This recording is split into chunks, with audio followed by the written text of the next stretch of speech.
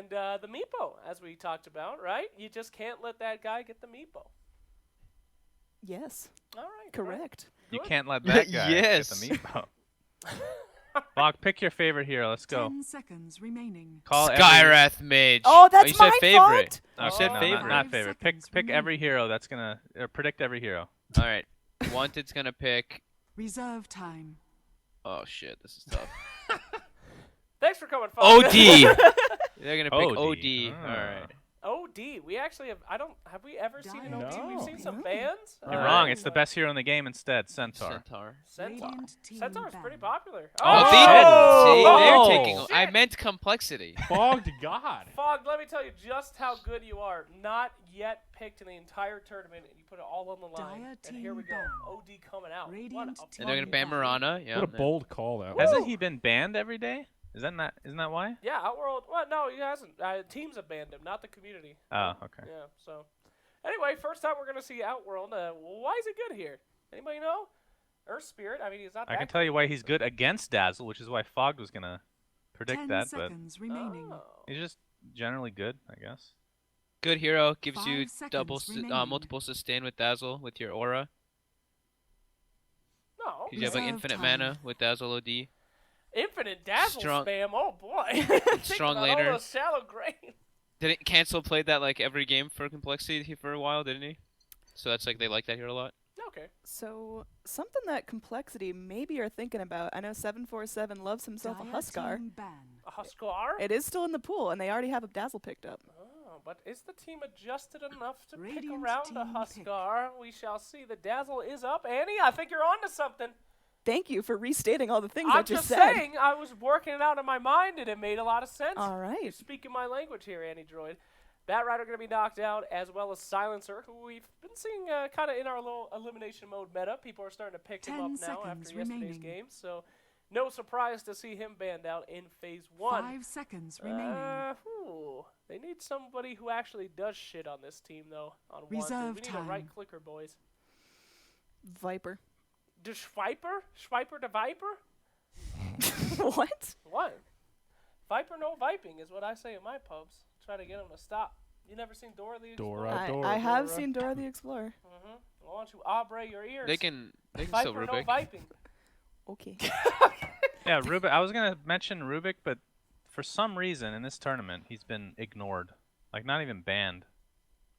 I'm just One thinking. series he went all 3 games without being pick banned. I didn't understand why. I'm thinking what Jimmy hero stands out to me for support. Jimmy, Why'd I say Jimmy? because Onyx is playing the next Dire series. team Fog. No, Thank you that's for right. Hey! I meant Oh, for PPD. reminding the viewer. Always Oh, I a meant step PPD. ahead. There's Oh, PPD's hero. There Get it the is. squishiest Crystal hero Maiden. possible. That's what I meant. There you go. All right. Easy game.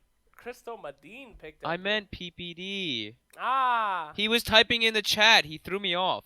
Sorry, buddy. All right, so yeah, Whatever. we're looking for 10 PPD hero seconds right there. remaining. Crystal Maiden, standard stuff. Yeah.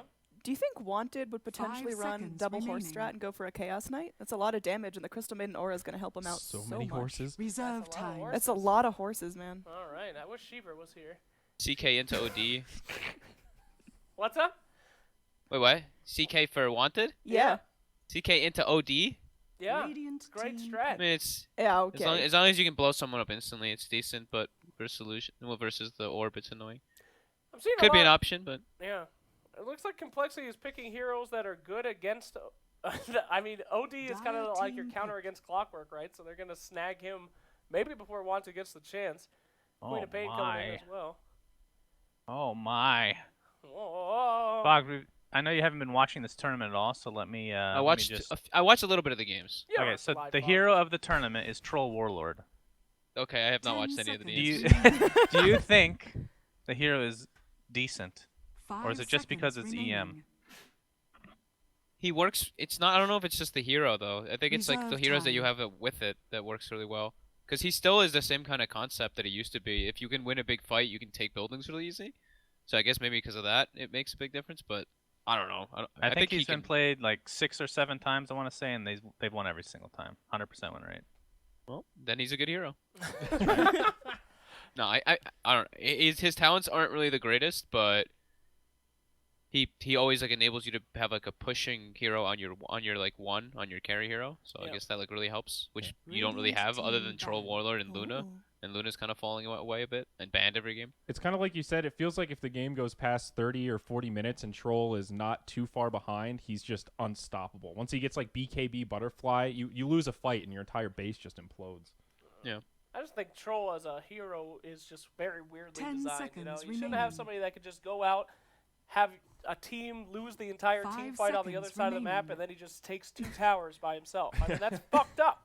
At like Reserve 20 time. or 30 minutes, and then he's also a super good hard carry as well. Luna at least has to work for that kind of farm, you know? She has a very weak early game. Troll has a fine early game, but I'm no game designer. What do I know? I did want to know, Fogged, what you think about Queen of Pain these days. I thought that she was seeing that resurgence because of her level 25 talent and the blade mail shit, but now that that's all been gone, you think she's a good hero? She's definitely weaker, but still has her like peaks and strengths. Still a strong laner.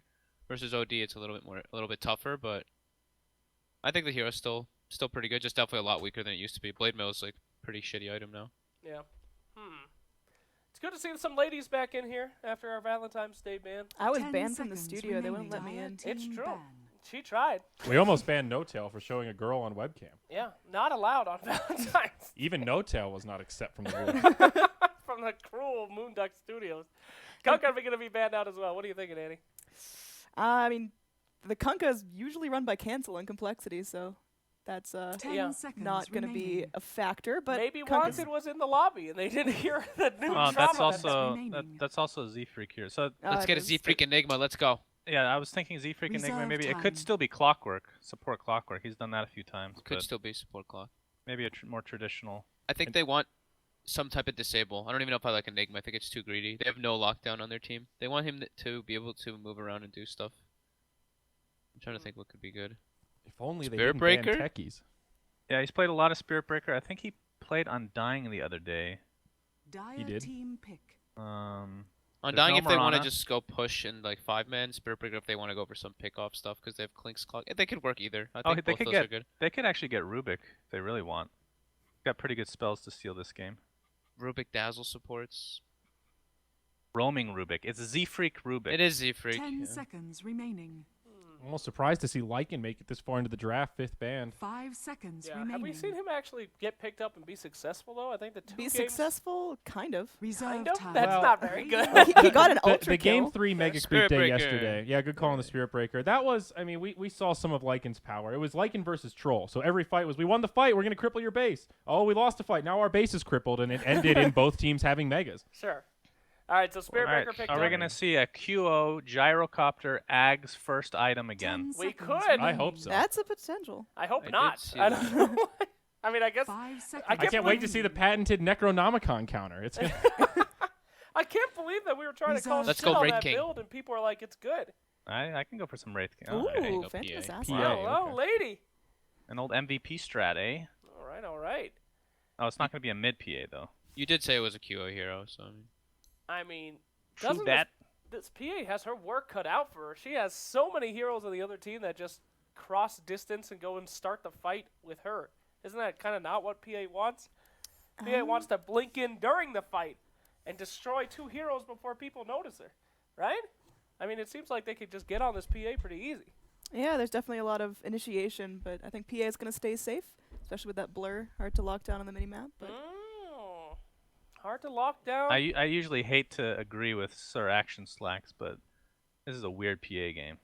yeah. You have Dazzle Grave. I mean, it's decent against OD's right click because he'll miss, but Clockwork is gonna get Blade Mail. Clinks is hard to catch. I don't know. We'll see. I like Cole's lineup as well. Even though I think that they lack disable and catch. Your Wanted dog has a just lot of jumped catch on me. and burst, so they'll maybe hold through for the PA. I think late game Wanted can do pretty well with the PA, but it depends on if they can make it through the OD, Clinks, and Spirit Breaker early game. I feel like making it interesting, guys. I feel like it's time You to would. do a bet. oh. oh, Oh, sponsored by GG Bet. Not really, though. Annie, what team are you going with? Wanted game 1, Complexity. Then the next 2. So you think Wanted's going to win this game? That would be Yeah, game like one. 60-40 odds, yeah. Yeah. Yeah. All right. The bet is on. Suns fan, think of the I'm gonna go with punishment. Cole. I think PA is worthless this game. Yeah, she's gonna lose. So She's fine. punishment, Suns fan. What happens? Punishment? Yes, when Annie is wrong, or I'm wrong. What do we do? Well, if you're wrong, Slacks, you have to go run naked in the streets. Okay, great. Oh yes, in our neighborhood. That'll be great. Our Thank you for neighbors that, already Suns fan. don't like One us. kiss. Ring to your Mr. neighbor's Rue on doorbell. the lips. Sure. Will you lick Mr. Rue's butthole? No, we will not lick Nope, Mr. that's Rue's not butthole. happening. Not Jesus, again. that's disgusting. Hey, You know, he already almost did that on stream once. It was close. Almost. That's Ew. kind of scary. I almost made I'm $1,000. just gonna go. $1,000. Whoa. Yeah, I was like, they were like, yo, That's a if you game lick your changer. dog's butthole, we'll give you $1,000. And I said, Get me okay, a flight donate over me there. $500 first, and then I'll do it. And then he immediately did, and I was like, oh fuck, can't do it. Sorry. Do you refund him at least? Yes, it cost me money. It cost like $30 to refund him. You know, you learned your lesson about saying dumb shit you're not gonna actually do. It's true. And the worst part is that they made a thread about it, and it said Slacks licked his dog's asshole. So everyone thought I did it anyway. Yep. It's Is that just like like the the goat goat fucking question, question? man. What? Yeah, it's the same thing. Yeah. Everyone thought I did it, but I didn't make any money. It was a lose-lose situation. So would you rather lick your dog's butthole and not have no one know about it, or not lick your dog's butthole but have everyone think you did? Ooh, the plot thickens. Either. Fuck you, There's Fog. also money involved. Shut Remember. up, Fox. I mean, I've talked about this before. The number one reason why it didn't happen is because it was on stream. If you're outside, So you want to go up to I'm your just dog saying, off if you're camera if right you're now? walking and- outside a bar and a guy's got a pug and he says, "Hey, would you lick this dog's butt?" and No. I'll hand you No, $1,000, never. That is. and no one else sees. That's still There's no not camera. good. $1,000. You don't Just know what's good in imagine that if you can dog's find ass. 100 of those people. Just imagine the possibilities. Jesus. If it's on the internet, rich. that's different. There's gifts made. I still have no desire to lick dog ass. No one has the desire, but I do Well. have a desire for $1,000. Anyway, I wouldn't say this no is getting one. real deep and personal. Maybe we should just go into the draft here. Casting our first game The draft. is Zyori and Trent Trent Pax. Pax. Thank you very much, Slacks, for that great introduction. Game 1 of Wanted versus Complexity. Trent, how you feeling here? Fresh off the Mr. Cat grind, coming into some Oh, NA yeah. Dota. Wide awake. That was the longest game intro I have ever been through. Damn, PPD, grats on the team. Dark green. You shouting out 747 straight up. Wow. Kind of expected. A little bit of let's be NA honest love. here. A little bit. Some standard stuff happening here already. Are you pumped to see 747 back at the helm here playing with the Complexity boys? You were the stats guy for a call. Trent, these are like your home court boys. Yeah, it's true. I indeed was. I guess not many of the same players left at this point. Yeah, that's true. Like, yeah, in fact, it's only Z-Ray and Melons, Good. I suppose. But 30 seconds to battle. that's okay. Usually I just studied all the other teams anyway. I barely even know these guys. Who the hell are they?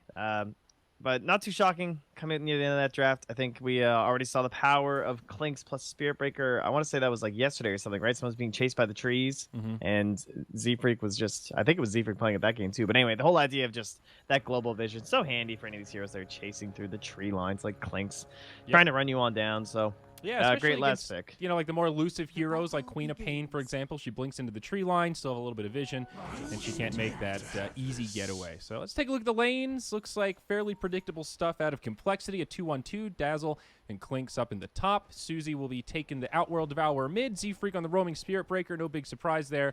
And of course, that leaves Monkeys on the off-lane Clockwork. Radiant. Looks like Chessie safe lane Quap here. In the mid, it's going to be QO on the PA. Then up top, this will be Boris on the Centaur, and support's just kind of moving around the jungle. Jo, he's going to head up top to help out the off lane. And for now, PPD just working it in the jungle using that Frostbite. Yeah, this is a really nice lane setup if you just want to be super greedy with your co-op, right? Just send the PA to the mid lane instead. Let her do her thing there. I mean, it's QO. Can you really pick PA and not give it to QO? So send him mid with that. Chessie's got a super easy time. And then top lane, they're not really going to have any trouble right off the bat. Moo's already taking a lot of harass here. And that just lets PPD do his thing, right? Level 1, go do some Frostbite work. And Yep. get yourself up into that aura, which you'll have in just a moment here. Yeah, one of the great things about the Crystal Maiden, you get some efficiency out of the jungle early on and then start helping out your lanes, and you can do it from afar with that global presence.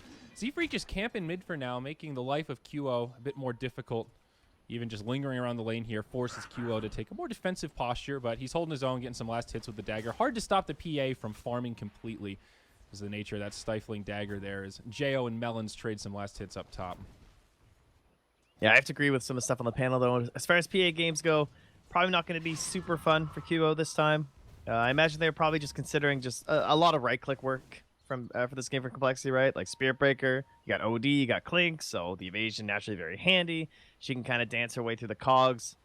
It was like pretty much this or PL or something, and well, you know, PL. So yeah, we've talked a lot Here about we are. PL, and we have not seen big results out of PL this tournament. Actually seen him banned a couple of times, but that's about it. Monkeys down bottom, steals that Centaur from PPD. Keep tell you up what, with though, the shout out jungle. to T-He this morning on Geek Fam. Serious victory with PL over TNC. Really? Mr. Cat. Oh yeah, it was some good stuff. It was an impressive PL game, which is something to behold. Really, I didn't even know that could happen. No, but Trent, you're not asking the right question here. Did he buy an Aghanims? He did not. He Well, did not buy the Agnum. Sorry, That Sons fan. explains it. Here we go. Z-Freak charges in onto QO. Pops the healing salve before he connects, and they are just going to battle the for this race to the double DD. damage. The Bash slow him. with the stifling dagger. All right. Secures it Z-Freak for has QO. lost all faith in himself that he did not go over right click bash right there. Yep. That's not. I mean, if you don't have faith in the bash, Why are you even playing on Spirit Breaker, Breaker? man? Come on. Like that was clearly going to be a first hit bash into stealing. Clearly. Well, Well-timed bash, right. bro. Now up top, Jo goes rolling on into Melons. Charge comes out from across the map. This Dazzle getting very low, does not have a shallow grave, and it's a first blood for Boris as the double edge secures the kill. Oh, look at Moo that looking for the hack's counter vision. kill, but the salve, beautifully done. Earth Spirit survives. He'll make it away, but does he? Z-Freak, there's the charge, and he'll find him under tower. Boris with the hoof stomp will get some return damage onto Z-Freak, but must back. The searing arrows just do too much. 1 for 1, but wanted. Walk away with the first blood. there you go. Map hacks coming into play. See if he just runs him down, comes the whole way here, just TP's back home. What a hero. What a hero indeed. That kid Z-Freak is level 2, almost level 3, as well as some boots. So a worthy exchange for him. Very important for Spirit Breaker to find a little bit of early momentum in these first couple rotations. He is going to charge mid. 747 sets it up with an Astral. Probably just some harass here, but you never know. QO needs to be a little bit careful. He does have a salve as well as a Fairy Fire, but a bit low on mana. I shouldn't. Well, I mean, unless Z-Freak gets like crazy lucky or something here, it shouldn't really amount to anything. Yeah, he's not even Yep. gonna bother. So Good positioning, just backs up. I guess semi-predictable when you know the Spirit Breaker is just going to head back to base, charge out. Nothing too surprising. Look at the raw CS. QO only behind by 4, so really not too bad. Of course, 747's farming just fine, but I don't think QO's too upset with this lane. no, and that's only really started since he just backed away there.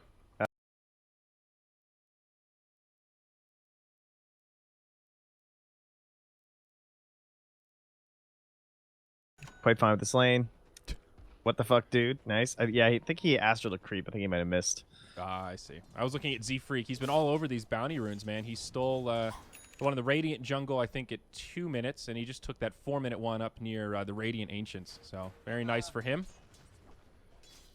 And checking in down bottom, like you mentioned, easy lane for Chessie on the Queen of Pain. Last hit leader and having a grand old time. PPD now with the rotation. Monkeys maybe in some trouble here. Frostbite, Always the got an dagger. arcane rune. TP home, and he'll make it. Nice heads-up play there. Easy peasy. Damn. All right. Pretty good start for Monkeys here. Plenty of CS. Been fine. I guess now he'll definitely suffer a little bit. I forced the TP all the way home. But the other thing is your clockworks. You don't really have much choice. You got to go back till you're level 6 before you can really do anything. He's no Slardar. Can't just wiggle his way to the mid lane and hope to get much done Yep. without getting at least like pretty fortunate in terms of the enemy's positioning. So I mean, Clockwork, level 5 at 5 minutes. That's not too shabby. I think most games you're fairly happy with that. He's also got his Tranquil Boots.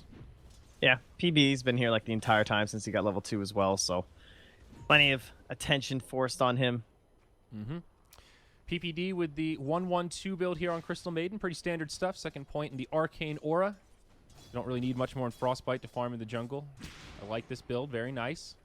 Yeah, it's great for someone like Chessie in a lane like this. Just non-stop daggers. Yeah. It's so obnoxious if you're melee against Quap. You don't really have a choice but to just tank it. The 2-1-2 on the Queen of Pain, another great build against a melee hero when you're in sort of a 1v1 match like this. Meanwhile, up top, though, Boris getting charged from across the map. Jo caught by the passing bash. And this might not go the way wanted once. Jo trying to boulder out, but they block it, and they find the kill. Melons gets credit for that one on the Dazzle. Nice setup here. Z-Freak finds another one. And PBD's gone from bottom, and Monkeys, these Tranquil Boots as well. Like, this is one thing that doesn't really happen in the mid lane for Queen of Pain, but when you're up against a hero who has Tranquil Boots, for the vast majority of it, Monkeys is just simply out-healing any of the daggers until he actually has to go for a last hit, but for the most part, he's just been flaring them, so part of the reason why he's been so successful down here. And he even has a salve this time, so fine time for him. Well, here And we go. even a charge on a Chessie with that level 6. Yep, hook shot at the ready. They can definitely kill the Queen of Pain here with just a hook shot and the charge stun bash combination. We'll see. Maybe Z-Freak gets a little bit lucky. Here's the charge in. Chessie not able to blink it in time, but the hook shot not even needed. Not yet, at least. He gets off the battery assault, and now they're on the defensive. Ult from Chessie connects on 2. QO rotates in, finishes off Monkeys, and now Z-Freak on the run. We'll have a charge up in just a second, but not going to be an easy escape. One more auto attack. Quap might still be able to get it. Nope, he gets juked. Very nice. The dagger chases him down, and QO picks up almost a double there. Very nice for Wanted. 3-3. It looks like Earth Spirit died on the other side of the map as that was happening. So 1 for 2 across the map, but still good stuff for Wanted at the bottom. Yeah, I think that's what we call a complete disaster, right? You charge this queen the entire way across the map, and then you're waiting with this level 6 hook, and you just can't find the angle. I don't know if Monkeys was worried there was going to be a bash. He just hesitated, but at that point, that was just done. There was just no way that was going to work. Yep, big Super kills painful, for the PA. both going down. Like, oh, that's terrible. Up top, a lot of pressure coming on this tower. Moo and Melons. Now a charge onto Boris. He's at about the mid-river here, and Boris actually in a lot of trouble. The weave from Dazzle is ticking him low. Z-Freak may want to cancel this charge. We'll see what the call is here. He's going to commit to it. Boris off the hook stomp. Now Melons comes in. He drops the heal. Boris very low and falls to the searing arrows of Moo. It's another one for the Dire. Meanwhile, in the bottom lane, QO on the run. One evasion. Now the Astral from 747. There is no support inbound for this PA, and I think QO absolutely done for as that top tier 1 tower falls. So Complexity, they strike back right away here, Trent. Yeah, it looks like the hook shot was a little bit more successful this time, as Monkeys spent it as we were watching top during the kill onto QO. So that'll help even things up a little bit here. In fact, Complexity now taking a sizable lead, at least in net worth, but Moo, he's out. No dust there from Jo. Quite fine. And now down bottom, the rest of Complexity looking for some split push perhaps. Clockwork level 7, 30 seconds on cooldown with the ultimate. But 747 is laying into the tower as PPD rotates in. Interesting, he's picked up that second point in Frostbite now. A 1-2-2 build at level 5. Z-Freak mid lane, a little bit of trouble here. Yep, more than a little bit. He's going to go down as now Monkeys rotates in. Chessie, now he's the one in some hurt. The battery assault locks him in place. No creeps inside. That mini stun stops the cast animation, and they turn it around. But now Jo comes rolling on in. Clockwork will definitely fall here, and Chessie actually gets credit for that one from the grave. Compliments of the damage over time. Okay, that worked out pretty well for Wanted, honestly. PVD was like in serious trouble down there just because there was a PA and a queen in the mid, so there was potential for Monkeys to just dive PPD instead and just try and like work on this tower, just because they were both obviously in vision and whatnot. But charge gets canceled on a PPD. They don't want to dive past, knowing that now those TPs are available. And Chessie will return down here, currently queuing up the blink, or rather the Veil build here, with the Helm of the Iron Will. Moo rotating around the backside. Looks like he's going to go Orchid first on this Clinks. Doesn't even have a Blightstone. They have an interesting build here, but very good against the Queen of Pain in a situation like this. Gives you all the lockdown you need. She blinks back defensively. And Complexity with a lot of heroes down here. Looks like 3 of them have rotated. And with that, PPD and Chessie just back out and smoke up, looking for another rotation. In a game up against a PA as well, like, you know that you're probably going to want a Bloodthorn. Like, if Orchid's good enough, Bloodthorn's going to be really good against her. Mid lane here, Jo rolling Boulder away. Charge out onto the Phantom Assassin, but the follow-up is not there in time, and Complexity have to back out and reset a little bit. Queen of Pain with a huge ultimate on the backside. All 5 still alive. Moo in a little bit deep. Dazzle the first to fall, and now Jo still barely alive. He's actually going to make it out. Moo gets locked down, and it's looking good for Wanted. 2 down on the side of Complexity as they're starting to split out. Monkeys putting pressure on Chessie, but he should be just fine. Z-Freak and 747 hugging the tower as now they turn their attention back towards the Clockwork. Jo getting charged. They gave him the vision, and that will be a free kill for Z-Freak. He stayed alive for so long, but couldn't quite make it. QO blinks back, gets the evasion, and he will live. Now turns, drops the dagger onto 747. Boris with the hoof stop double edge. They find the kill on OD. Z-Freak looking for the bashes. catches. Now the charge across. This Centaur's damn tanky, but not tanky enough. In the end, it's Wanted that clean it up. It's a chaotic fight, but I believe our Radiant squad got the better of that. It's a 2 for 5 when it's all said and done. Almost a 2,000 net worth swing. Jo stays around there on double digits HP for the longest time. He's like 15 HP walking around this fight, and gets a silence off that helped PPD out when he was at, I think, single digits HP. And then he just walks through or finally died, but he kind of like rebaited them into the engagement too. Yeah. Just more costly deaths for the side of Complexity. So overall, very nice win for them. We got Chessie on top, despite his earlier death there on the Queen. Things still looking pretty fine. Yeah. 5, 1, and 3. It's also impressive And- the Earth Spirit survived against the heroes they have. You've got Clockwork Flare. You've got This is Spirit all on Breaker Monkeys charge. here. Yeah, we're going to see Will the courier Chessie, save him? Nope. Veil of Discord up on the Queen of Pain. Z-Freak does not cancel his charge. Monkeys misses the hook shot, and Chessie will live. Unfortunate for Complexity. Almost a good setup there, but just couldn't quite connect. Radiant's bottom tower is under Nicely attack. done.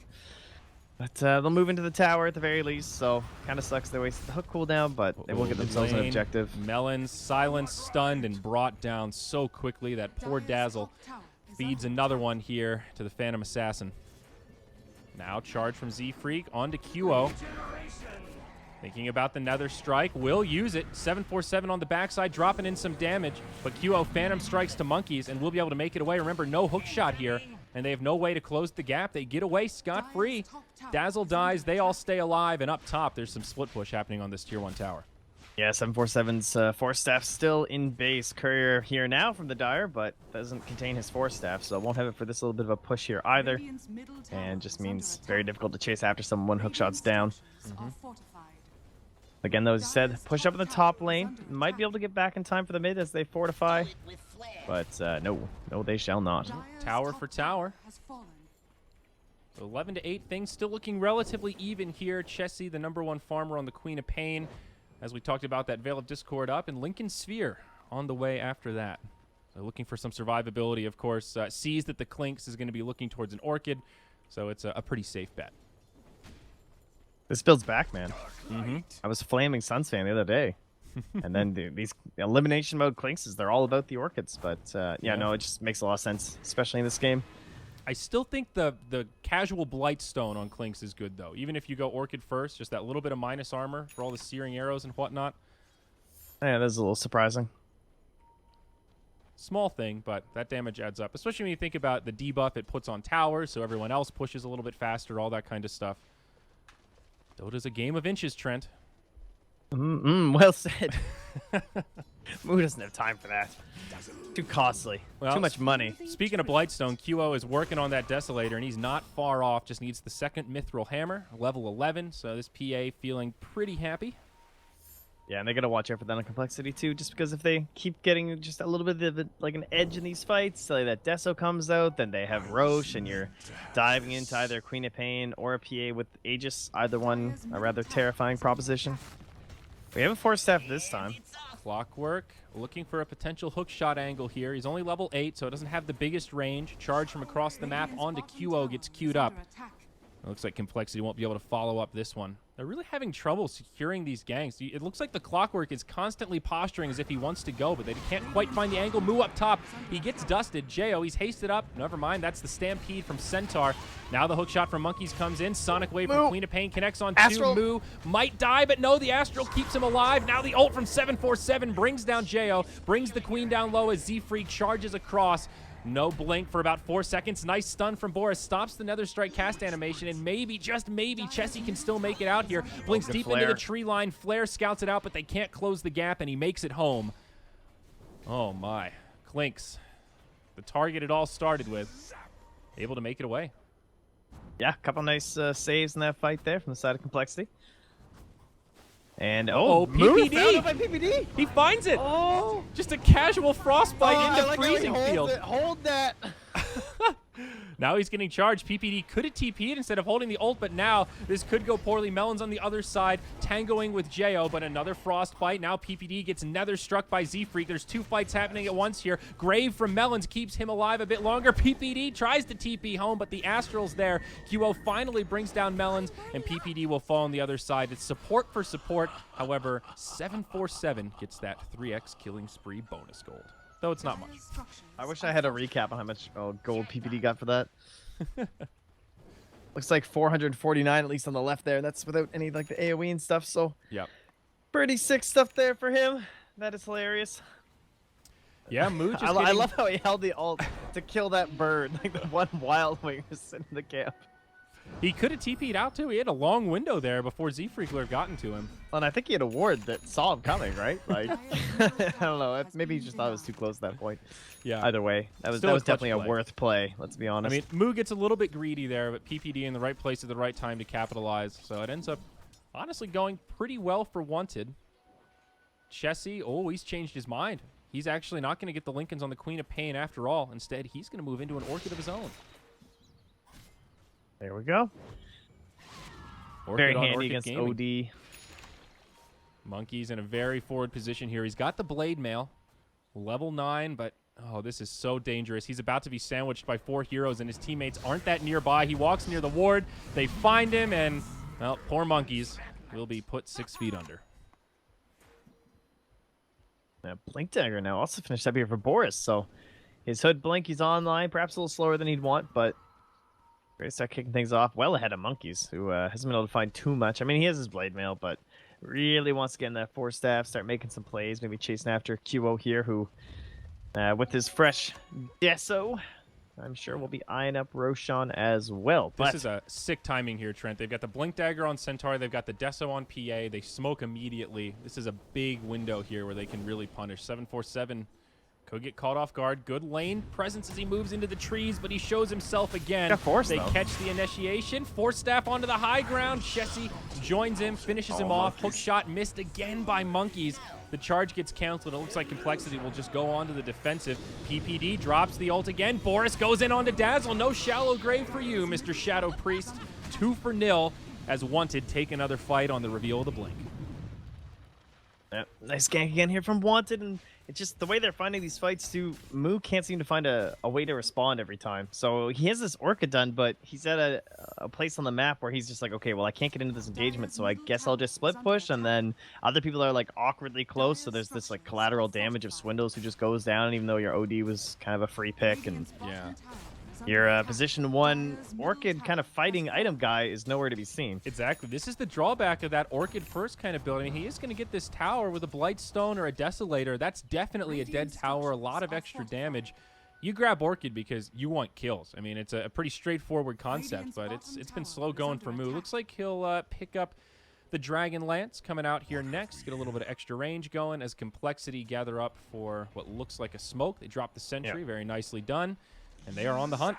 They have no forward vision in the actual jungle. They have a little bit on PPD right here, but they don't get the charge off in time. They'll find QO.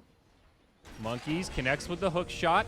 QO able to Phantom Later. strike away, and that's underwhelming. That's a nice kick by Jo, though. Catching 2. Oh, Stampede, Z-Freak caught by the Blink Stomp from Boris. Follow-up damage coming in as QO drops the dagger. Nether strike onto the PA. There's the Orchid, the ultimate from OD. It's enough for the kill. They go 1-for-1. PA for Spirit Breaker. Defensive Astral from 747.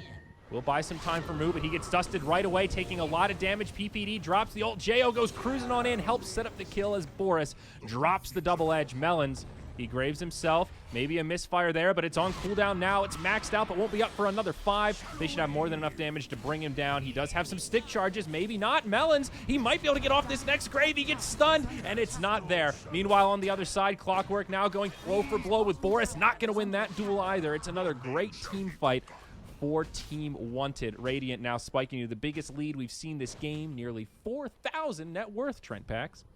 Yeah, and that all kicks off with your PA dying. So, pretty solid outcome, I would Pretty say, if your convincing. team wanted, right? By the way, 3,072 damage dished out that fight by Boris. Like, Boris God, dude. Like, not exactly who you're expecting to be pumping it all out in these Boris ones, but God. he's finding it. This Centaur got a lot of space. There was that window in like the 5 to 15 minute mark where it felt like we were talking about every other hero except Centaur, and he used that time to get his Hood of Defiance, get his Blink Dagger, and since then he's just been a non-stop initiating machine. And we've seen the benefits here for Wanted. This seems to be more commonality, though, with Centaur, like going for the Hood of Defiance first item instead of a Vanguard or just rushing the Blink or anything like that. It just synergizes so well with Double Edge, so you can do big burst damage and not kill yourself. Especially in a game like this, like up against the OD, it's just, yes please, thank you very much, you know. Added value. Yeah, the ulti, the Astral. Here we go. Right, in Smoke they for go. Wanted. They bump right into Monkeys. Frostbite locks him in place. QO jumps in, and that'll be an easy kill on the Clockwork. Chessie on the other side drops the ultimate onto 747. Now Boris follows up. Melons will be able to get off the Shallow Grave, but it's on himself. PPD doing huge damage. A double kill secured as he drops the freezing field. Melons dies to the damage over time, and it's going to be a clean sweep. 5-0. Wanted completely wiped Complexity. It's a godlike spree for Chessie, who's now 10-1-8 on this Queen of Pain.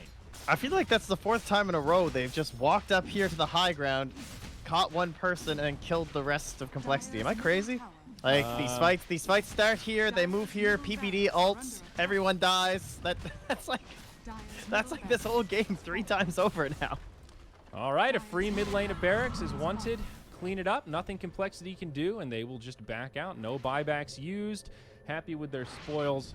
Very convincing fight here for our Radiant team. Wanted are just like they're catching them totally off guard. Complexity, I think, are eyeing up Roche and just saying that Wanted want to do this. We need to be set up here. We want good vision in this area.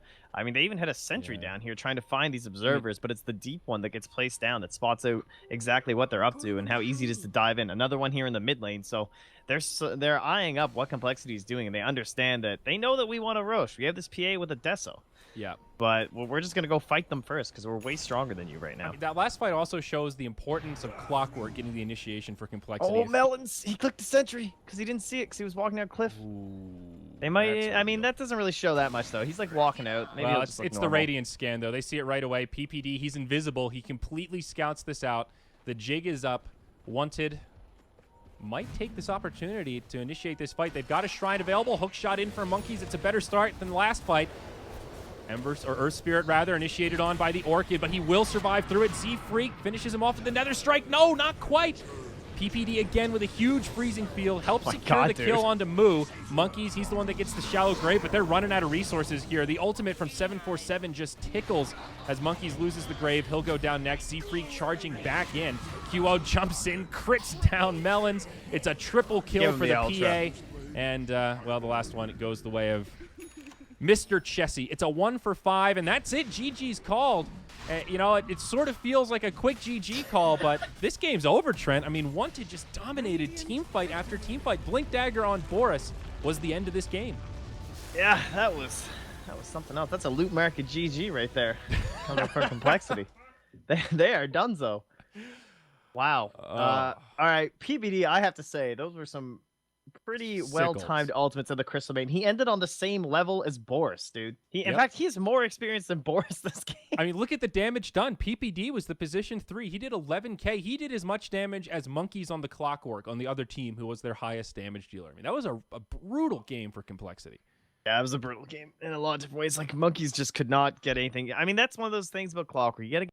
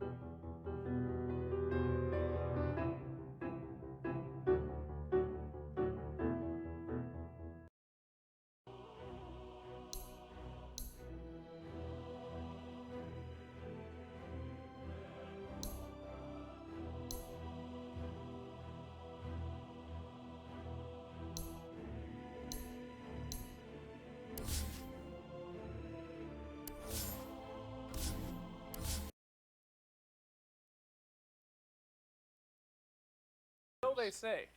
Oh shit. look at that. Radiant Yeah, no, they team were It doesn't really even look like close. feathers. It just looks like fur. Yeah. It's based on like these little illustrations. sticky quill things. You ever seen a fossil of a feather? No, that's not. I hate my life. I don't find that interesting. Just a feather. All right. Fossil feather. Kids, come. As someone with a paleontology degree, I'm getting a little triggered right now. Oh yeah, that's right. Annie joined a paleontologist. I like the Bronchiosaurus. That's not a thing. What? Ankylosaurus is my Bronchiosaurus. favorite. Radiant team The Stegosaurus is quite Oh. nice too. There's the throwback. Brontosaurus and Apatosaurus, Shut and up. they're actually the We same have Faces dinosaur. Void and Phoenix, a standard Guys, combo that we've it's seen Manila before. Major. Yes, hello again. Ooh. And this was picked up yesterday, or a couple days ago, excuse me, by, I think, was it yesterday, right? This was picked up. Double The bubble. Void seconds Phoenix? remaining. Yeah, that was the double Perhaps. bubble game. Yeah, Yep, with the so- Enigma. Here we are again. Could we be seeing another 5 Enigma? seconds Looks like remaining. he is still in the pool, so...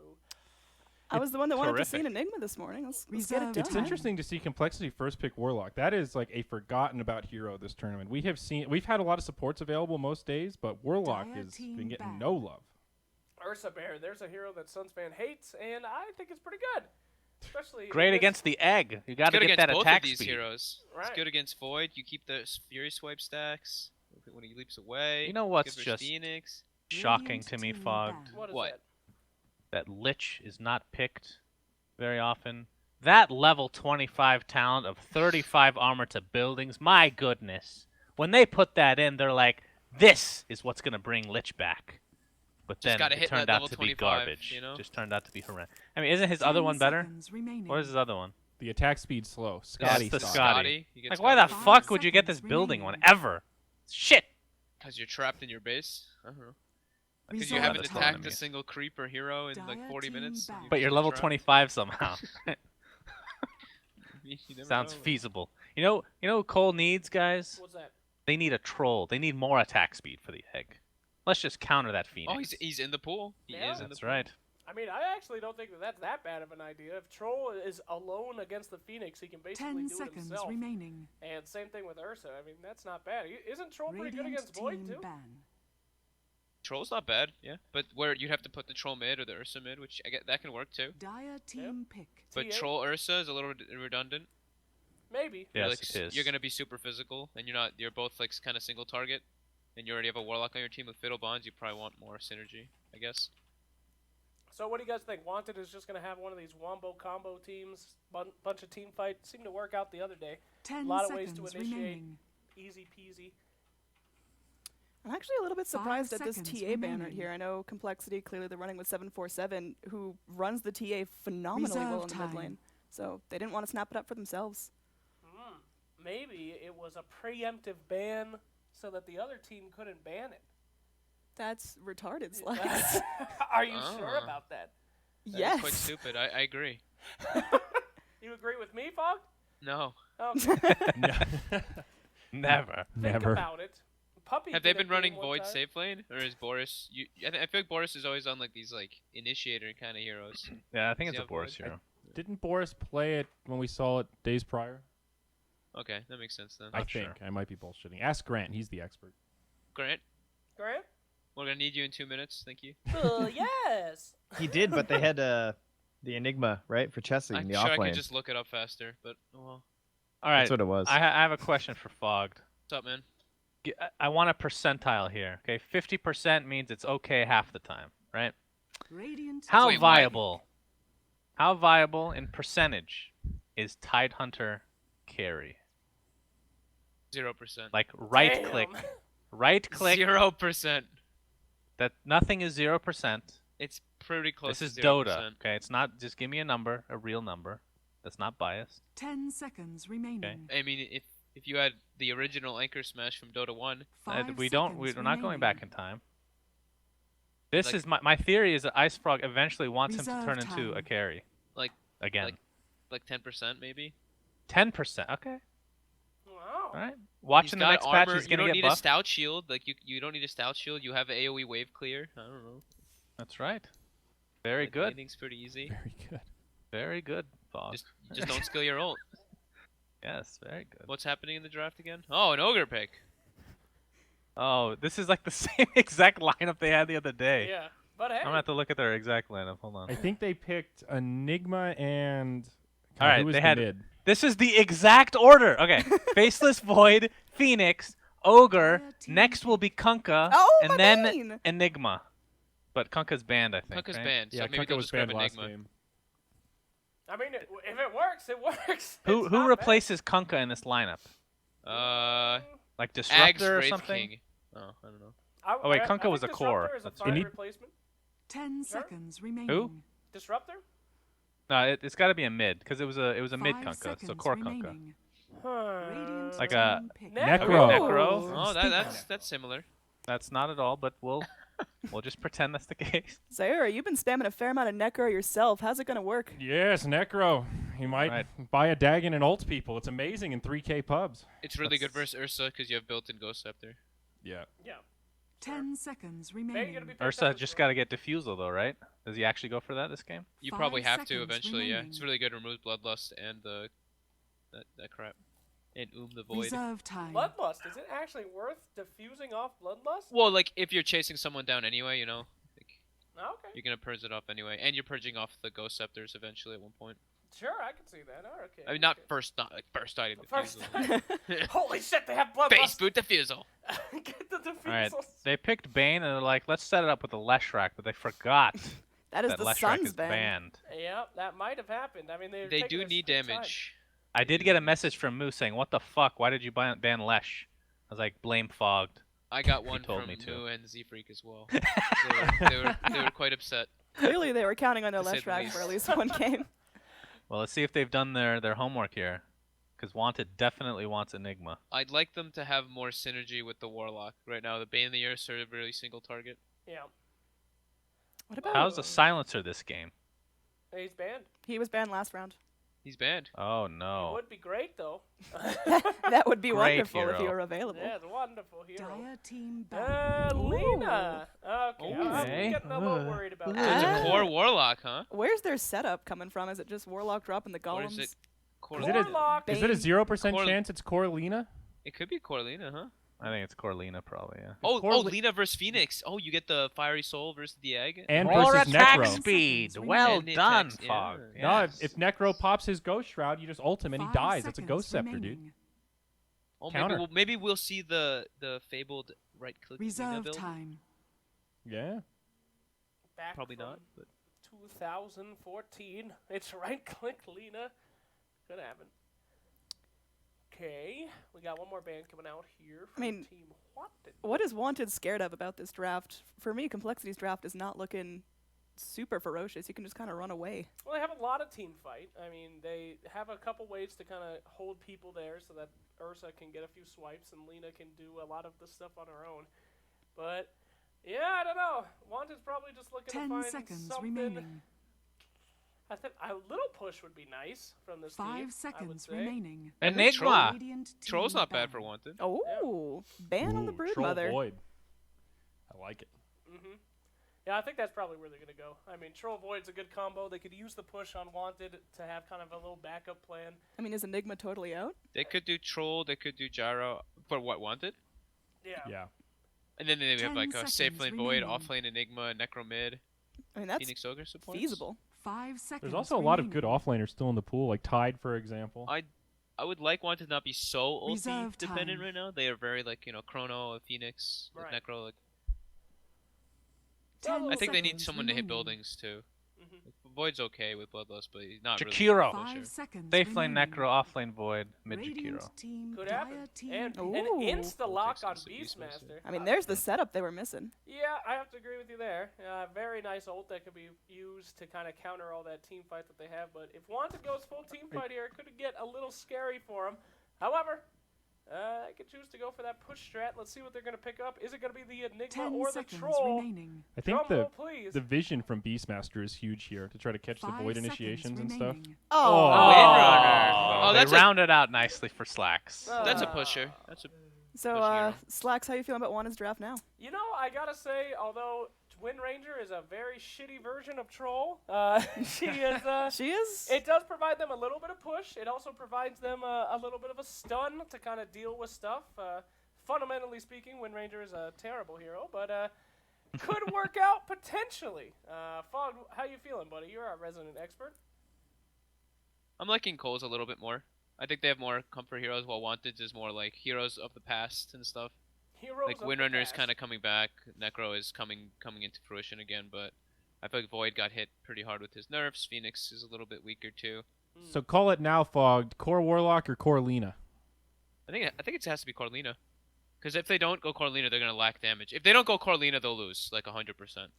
All right. Damn. Because then they're like Ursa Warlock, and that's their like 2 cores. That sounds super bizarre. to me. Warlock's a great right clicker. I don't know what you're talking about. I mean, he's not bad. And with the cooldown on Shadow Word, he can have it all the time. It's constant. Wow. Constant heals. Guys. Whoa. Think about it.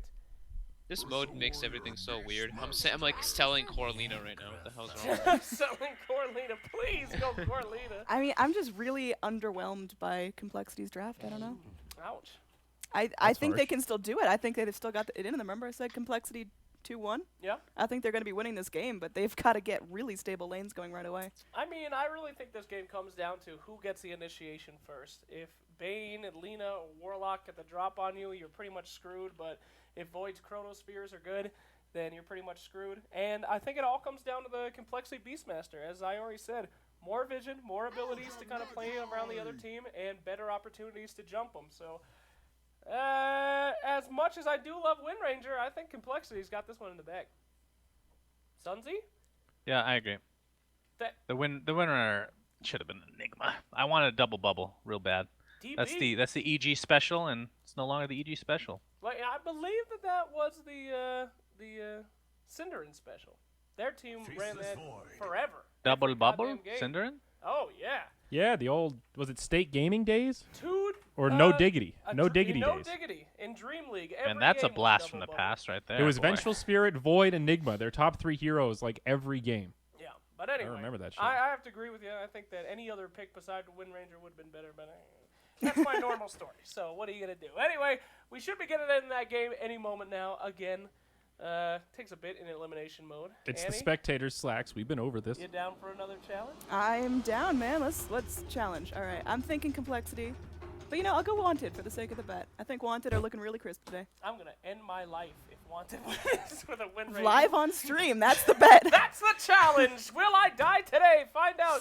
All right, we'll figure out the challenge. But anyway, Zyori and Trent Pex are headed up into that Prepare game. for battle. Enjoy your cast. All right, thank you very much, Slacks and Annie. Trent, we are here in game number 2, Complexity versus Wanted. This is Elimination. If Complexity loses it here, they are out of Elimination Mode 3. Can you believe it? Wouldn't even. Whoa, Melons, you're crazy, dude. Gets a ward down, but he's all right. I actually like the Windranger, to be honest. I thought it was a good pick up against Ursa, up against Beastmaster and all his friends. It can be very handy to have so much evasion. And they went for that Beastmaster, I'm assuming because Complexity were thinking about that whole Enigma and whatnot, and just having. No, never mind. That was intentional. Okay, we're good. That was the same ward for a second, but just that whole idea of having the Roar up against the Enigma and just being able to stop him during those black holes and the big cooldown reliant stuff. Windranger, no cooldowns. It's fine. QO. You know, if anyone's going to land some double shackles, make this work, I can believe in him. And looking forward to Chessie here on this, what appears to be like an aggro-style Necros. They block out these camps, and maybe they're just going to abandon Boris, actually. I'm excited to see the Chessie Necro. It's a strong hero right now. I think maybe a little underutilized, but it's just all about the initiation. If Wanted can find the opening in these fights, it's just so easy to follow up with Necro. And they've got a lot of ways to do it. PPD did this yesterday too, right? With the early ward, and he went for these courier snipes, and it looks like Melons possibly. Well, he might just be going for the block, but we'll see. Worth noting, Susie, well-known Lina player. This guy plays a ton of Lina. He's one of his most played, even in pro games. I can remember him playing a lot of mid Lina, and I know he spammed it a bunch in pubs when the hero was good. But it looks like they're none the wiser about the PPD Phoenix. This courier, it's coming. Gonna do it. Take a look at Dire Vision here. He This will gets be the dive. vision. Icarus Dive makes this nice and easy. You just need that first auto attack. PPD, this is you, number 1. And PPD, no! he doesn't get it. Oh, boy. Just start. Oh, well, that's PPD. How unfortunate. A noble effort, but unsuccessful this time. Well, that's too bad. I mean, it looked good yesterday. He had like because I think it was Sidner who pointed out during that cast, but you're diving, you get the attack, you stop, you get the second one, you're gone. You get a courier snipe. Yep. Definitely one of the easier heroes to try to do that with, but the angle the courier went, he would have had to sort of Icarus dive into the tower, and it got a little messy there. He tried to make the right call to get out, and now Z-Freak chasing him down. He will have another Icarus dive. He makes it back with about 1 auto attack to spare. That 0 armor on Phoenix in these early levels, just so brutal. Yeah, and then our lane matchups pretty much as expected. Just can you imagine if they got that courier too? That would have been so good for this game, but either way, not gonna matter much for now. Everything looking pretty normal. We got Boris in a decent matchup for himself up against Monkeys. Better than the alternative. Obviously, Faceless Void never wants to be against Ursa. That is a bad time. Yes, that is not fun. a fun one. So aggro as expected. And here comes Z-Freak mid, rotates through, just putting some pressure on QO, making sure 747 has all the space he needs to farm in this early portion of the lane. And of course, down bottom, the lane we haven't looked at yet, it's Moo on the Ursa, Melons on the support Warlock, and they're up against what is now turning into sort of an aggro try. It's Chessie on the Necros. We talked about PPD TPs down on Phoenix, and it's Jo on the Ogre just waiting out this 2-minute double damage rune. Very nice for him. This could actually turn into a first blood if things go the way of Wanted. Oh, I have to say, too, with how Boris played yesterday on that Faceless Void, remember, he crushed it. He was some insane scoreline. I remember it was like 12-0 and 16 or something, and maybe less than that, but I'm just going to give him credit for that much. But Jo throws the Ignite. There's the stun onto Ursa. A few more auto attacks, and they'll find this kill. The heal from Melons, keeping him alive, but it's not enough. Chessie on the Necrophos gets off the last auto attack, and that secures him to first blood. Nice rotation. The lucky Blueberry rune here for Jo does indeed yield that first blood. yeah, QO down here, too. Chucks that power shot, and Shrine time. Big old party. The value Guess shrine. he's got a salve, though. He's fine. So I was actually watching Chessie earlier after we finished Mr. Cat, and he was playing some Necro. So He was. You're right. this will be our second time watching him today. We'll see. That game he went Atos into. He said that Aghanims is core on this hero. You always have to build it eventually. Like, you don't really have a choice. It makes sense with the new way the cooldown works. Yeah. It gets so much shorter. Yeah, maybe not first item. You know, like No. Mech, always a good item on Necro, especially now with Ghost Shroud, the healing bonus, all that kind of stuff. Might not be the choice here, but some sort of survivability item, even just a Force Staff or something first can be huge. Yeah, I think typically you want, like, you either just decide, do I want Blink, Atos, or Force, and then build into your Aghanims. Yeah, absolutely. So glad to see Chessie here, seeing the fruits of his labor. I was watching some of that stream, actually. He was Dude, very surprised. He was to very happy. He was on quadruple in elimination viewers. mode. Yeah, he was like, oh, I love elimination mode. He's going to play these weird heroes I never get to play in competitive. Yeah, that's true. I actually heard him say that. Confirmed. Chessie likes elimination mode. You heard it here, folks. Sick sellout, Chessie. Thanks, man. So up top, it's going very well for Monkeys, out CSing Boris on the Void right now. This is looking to be good in terms of timing for his items. Meanwhile, mid, QO on the Wind Ranger, stunned up, but gets off the Wind Run. She'll be just fine. Yeah, not too much real concern until the Laguna itself was apparent. PvD, he actually stole that. Did you see that? I did, actually. that was pretty quite clutch. the snag. Wow. Tight. All right, that kind of makes up for the courier, but not quite. Almost. Monkeys, if he was level 6 there, could have been a kill on Boris, but of course, not quite at that point. Only a quarter through level 5s as he continues to rack up the CS. How's Mood down here in the bottom lane? 24 last hits compared to the 20 of Chessie. So fairly even spread. The off-lane Necro, not the easiest lane. We'll see a rotation now up top. Z-Freak bumps into PPD. Ogre also here. It's a 3v2 in favor of Wanted. And Complexity will just start to back up as Z-Freak moves into the jungle. Chronosphere comes down. Beastmaster locked in place. Sunray bringing him down low, and PPD can't quite get the angle, but Boris, he gets it. Now Z-Freak in way too deep. 1v3. It will be a 2-0 up top. No, 2-1. They get the kill onto PPD, actually. Monkeys gets credit for that one. Still not the dream for this Radiant offlane. No, and that's kind of comes back to this Necro, though, because he was level 4 when they ditched him. Now he's level 5.25, and what are they going to do with a Warlock and an Ursa? There's not really much, right? He can just space himself out here. If he feels any sort of threat or pressure, he can just go Shroud. He could even TP if he had one. There's just really nothing doing on him. Yeah. Yeah, that's a good point. Warlock, very sustainable lane support, but in this kind of a situation, the sustain isn't the problem against Necro. You need some way to prevent him from just TPing out when the Ursa closes the gap. Well, good stuff for Chessie at least. His Phoenix will be rotating back down, a level 3 on PPD. How's QO doing in the mid? Looks like they've tried to rotate on him a couple times, but the last hit battle is strikingly even. Got a smoke coming up top. It's on to Boris, though. Not the easiest target, but yeah, Boris senses this right now. He's like, I really don't want to get roared and killed. They know Chrono's down. They've got the bird over the tree line here. Look how scouting deep out their any vision is bottom, reinforcements. too. Like, he Yep. should know. Z-Freak, only level 3, not even close to a Fiend's they Grip. stack But that little stuns. setup for Lina does not have the mana for the ultimate. Oh, no! 747 can't quite get it, but now he sips the bottle, and they do get the kill on Boris after all. Meanwhile, in the bottom lane, Moo, it's a 1v3. He will not survive. Chessie will get credit for that one. So 1-for-1 across the map. Void for Ursa. Yeah, at that point, even running in the trees probably wouldn't have saved Boris anyway because of Hawks and whatnot. So, but again, it's just kind of like last game too, where they have this deep vision coming out from the Dire side for Wanted, and they just know these supports aren't down here. They must have been making some sort of play on Boris, and at least he was able to delay it enough that they were able to grab Moo too. So, nice shackle by QO. Yep, Tense Z-Freak angle there. out of mana, low on HP, drops the Nightmare. Wind Ranger may still continue to pursue here. There's the wind run forward. All right, good luck, Done. power shot. 747 does have a Dragon Slave here. Power shot connects. They need a few more auto attacks. Necro gets it.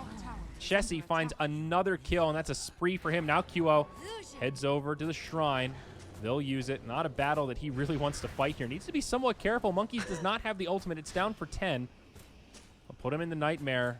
I don't know if QO is going to get out of this one. He does have some teammates on the way. Chessie inbound, drops the power shot. Now Boris is here. He does have a chrono. Primal Roar, now off cooldown, but perfectly timed from Boris. Catches shackle 2. setup The too. follow-ups there. They get the first one, and now Z-Freak soon to go down. Chessie gets yet another kill up on the scoreboard. 7-2. Wanted breaking this one open nice and early. Wow, first two chronos going very well here for Boris.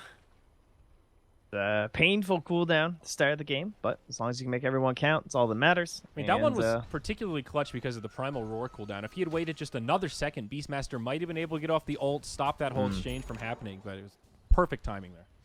Yeah, really helps out QO too, just being involved in all these kills. Can be very tough as a Wind Ranger to get into all the items you need. You feel like you need that mobility item, then you need an Aghanim Scepter, and then you actually need a damage item. So as fast as you can get going on the net worth chart, very handy for the hero. And this whole time, Chessie was just hitting some creeps, man. You know, he showed up at the end of that fight, but he's very rich himself. Yep.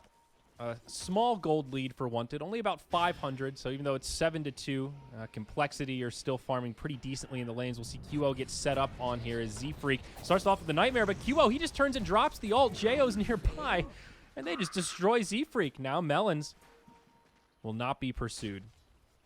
All right, just a freebie here going the way of Wanted. Very nice. Yeah, that was a little weird. Z-Freak not finding the communication there. Maybe he thought Monkeys was closer or something for a roar, but Yeah. Melon's not dropping the rocks, so that wasn't going to be the play. They might be able to threaten mid, though, just by having this. And Helm onto Monkeys, a little bit of a different build, but we've been seeing this like those offlane Magnuses as well. Yeah. Same idea. And in general, I think Necros are just kind of looked down upon. Like, Lycans aren't building Necros. Beastmasters are skipping Necros. Yep. They have a really long cooldown.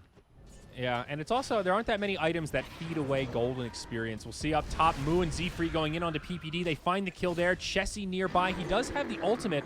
Moo needs to be a little bit careful. Death Pulse and a Reaper's Scythe with that extra magic damage could be the end of him, but they're just fine. Chessie does not overstep his bounds. Meanwhile, in the mid, Monkeys joins the team, and they knock down that tower. Only 1 point in Inner Beast, but with those added units, it's enough to take it out. No defense here from Wanted. Oh, Chessie's coming in. He's running down Melons. Yep, Shackle connects. This should be an easy one. LSA does slow down Chessie, but Reaper's Scythe not used. Okay, 747 actually keeps him alive. Very nice. Clutch stun. Be the battle of the winding cooldowns. A little bit of ping pong back and forth, more than likely, I guess, because we still have, what, 120 seconds now until Melt will have his back. And Boris has been sitting on this Chrono for a little while. Likely hoping he gets some assistance soon and try and get another important pick with it. Yep, those first 2 chronos came out pretty early. I mean, generally, I think a Void is happy if he's just passively farming for the first 10 minutes, but getting 2 pretty good team fight chronos and getting a couple kills Yeah, they're gonna smoke into him now. made up for that. PPD's also hit level 6. He's up top just trying to push back this Dire's wave. bottom tower We'll is see if under Chessie attack. and Jo rotate down bottom. That's a Radiant scan there that's dropped. Just barely misses these smoked up heroes, so they've got the right idea, but do not get confirmation of the positioning. Yeah, and then with QO showing, I mean, seems kind of likely. I think Monkeys, as you said, kind of smelled this one out here. Top lane, PPD also feeling a little bit scared here. Rightfully so. He's going to TP to the shrine, and all of a sudden, Wanted have 5 heroes in the bottom lane. A beautiful shackle onto Monkeys and his boar. He drops the Primal Roar onto Necrophos, but Monkeys will die to the wrath of nice QO. chrono. Chessie ends up getting taken out, though. It's a 1-for-1. Chrono comes down. Lena will be able to survive for now as 747 rotates around the tree line. Z-Free getting very low as PPD comes in and finds the kill there. Moo, he's in range. 747, he does not have anything left. Time dilation completely crippling this Lena right now. Does, in fact, get the kill on the Ogre. It's not as bad for Complexity as it seemed at first. A 4 for 3. Unfortunate for Chessie, he wasn't able to get off that Reaper's Scythe there. If he did, he probably would have gotten the reset and survived, and it would have been an overwhelming fight. But that kill prevents Wanted from swinging too far in the lead. They get about a 400 net worth gain out of that. Yeah, all the cores going down, so, well, except for Boris, that is, but that is going to hurt Wind Ranger. QO looking to build in towards the Maelstrom first. At least that's what he's got queued up. Sometimes if you're snowballing hard enough, or if they're like super squishy, you can just go right into the blink. But Maelstrom first, pretty common. Oh no, they go Nice right farming back in tool. on Monkeys. Another latch shackle shot from QO. No Primal Roar, no way to survive. And it's an easy one. They'll get this tower to boot, so once it get a nice recovery there. You can't really blame them, I guess. They just immediately TP and run like beeline to your hero. You're kind of thinking maybe you have a little bit of time to clear out your tower. You feel safe because your friends could come back, but Yeah. no one was ready for that. I guess the one thing that perhaps makes that more enticing for Wanted is knowing that Chessie has the ultimate up. Almost surprised they didn't use it there for just that guaranteed extra time on the respawn timer. But here we go. Tier 2 tower in the bottom lane under heavy assault from Team Wanted. They've still got all 5 down. Boris, 45 seconds on the chrono. Oh, they feel safe because this ward up here, though, and there is a smoked up Warlock coming through.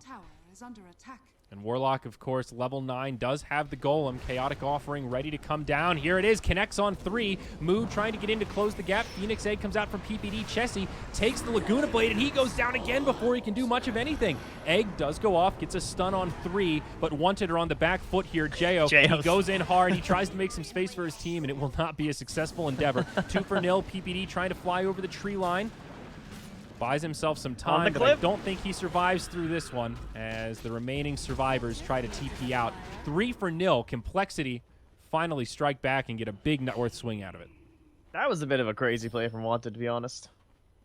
Like, trying to stay that deep without your cooldowns, at least without Chrono at the time, and just, I guess, hoping that Melons isn't going to find you, but... Yeah. It made sense when they pushed the tier 1, but tier 2 was pretty greedy because like Melons was up here farming for a while. He obviously ditched the lanes. They would have known he was TPing, but they were kind of playing as if he was back here, which is understandable, but it was a very nice smoke play. Good rotation wrap around there from Complexity. Yeah, very nice indeed. This gold graph, man, it's looking like the Loch Ness Monster, just up and down and then back again. Very back and forth game as both teams sort of... I guess it kind of makes sense. You have a Warlock on one side, a Void on the other. The team fights are really just fluctuating around the cooldowns, it feels like, more than anything. One wise analyst once said it would be like ping pong. Ah, yes. What a smart man. a genius, in fact. Some would say. QO many. getting pretty close to the Maelstrom. Basically just gloves of haste away. Now the smoke from Wanted. They'll wrap around near where this ward is. They've got the Chronosphere, looking for a potential opening. Again, knowing Warlock ult is down for about 60 seconds. This is a pretty good opportunity, at least on paper, to try to pick a fight. Yeah, this build puts a little bit more pressure onto PPD and Boris, though. Not going for like that mobility first just means QO is essentially reliant on either a Chrono to kick things off or an egg, and then the follow-up from his team as the opponents try and burst it down. But first tower, easy peasy. It was the focus fire, though, with the DD, so not too shocking. They won't have it for this one. Yep. Oh, Shackle does not latch, but Boris goes in, drops the chrono, does connect on Lena. Z-Freak makes it to the other side. 747 lives long enough to get off the Yule Scepter. Z-Freak with a Fiend's Grip, locking Chessie in place. They will drop the Reaper's Scythe, and QO actually snipes him with a power shot. It's a 2-for-1 as PPD gets killed. Moo gets shackled. So much damage coming his way. QO still with a double damage rune on. This is not a fight Complexity wants to take, and they will lose it. 1 for 3, and now this Tier 2 tower will be ripe for the taking. Yeah, nicely done. A little bit worried there once the egg went down, but QO in the right spot, able to get that shackle. Not exactly the easiest thing without the mobility item, but he finds that tree. And Melons can do nothing but wait up here, and surely not going to drop the rock. Whoa, he Are you drops serious, the dude? rock. And what will the follow-up be? Immediately, QO turns, shackles it, and says, thanks for the money, bro. And everyone else will just TP out. Monkeys does not have the ultimate. He has a Blink Dagger now, but that was a pretty awkward, chaotic offering. What? Why did he Everyone do that? was dead. I have no idea what that was. Well, a wise All man right. once said he's not going to use rock. A wise man once said. Oh, my. You know, I really like the new HOD item, though. I've been buying a lot in my pub games, and it really does feel like the new Drum of Endurance. It just gives you that nice regen, a little bit of stats, a little extra attack speed. I understand why everyone's buying it right now. It's just such a good value item, easy build-up. You know, you can buy a little ring of regen in the lane for some extra HP. It's a damn good item right now, Trent. I mean, it's actually one of the funnest items right now. And when you're playing carry too, you can just like go in the jungle or you're in your lane and you're just punching some creeps and you just throw this creep to follow your supports around. Yep. It's so excellent that you get this purge creep that got nerfed but is still OP, or you get your Dark Troll Summoner and you're just like playing as this. You're like tabbing to your hero, man. You're just playing. Your hero's the creep. Like that's who you are now. The other guy's just getting gold, but you're just like YOLOing. You can dive anyone. It's great. Yep. Well, the Loch Ness Monster continues here. Wanted, though, pulling into the biggest lead we've seen so far of only about 1,500. QO with the Maelstrom, and only a couple hundred gold away from the Blink Dagger. They'll just come in and finish off this Tier 2 tower. Nice and easy. Radiant do not have a glyph, so not really much of a defense to be mounted here, especially without the Warlock ultimate. Still down for another 60 seconds. They will group up in the top lane, posturing as if they want to pressure this tower, but I think they'll leave Monkeys to split push a little bit and TP back to prepare for this high ground defense. Wanted are going for it here. QO just walks right up there. Again, they know that there's no glyph. This is a little weird for Complexity. QO taking a lot of damage. Wind runs back, and now we're looking like a team fight. I think Wanted would be well advised just to back out here. This is not the time to try to break high ground. Dire's top tower has fallen. Yeah, no, they'll just back themselves away. This is fine though. Good grab from Moo. Next tower, we get the double Helm Creams up here now with the Beastmaster. Something's going on. This is pretty nice. He's got his Blink Dagger. Things look good for Monkeys. Mm-hmm. Yep, Well, the Blink Dagger's huge. Do you think we'll see a Necro book at all, or is that item just so out of vogue right now? Like, I mean, what do you think he'll transition into if you don't go for the Necro book at this stage? I guess it depends on how the game transitions, but I actually really liked that Shadow Blade that Mind Control built the other day. Thought it solved a lot of the problems that And they I had don't- that game. That was when there's a lot of split push and stuff, Yeah, though. So I always think of aura-based items, like Assault Karas, always a good item on that hero. But time will tell here. Z-Freak looking for the Fiend's Grip, but can't quite get it on the other side. They get a quick pick onto Jao.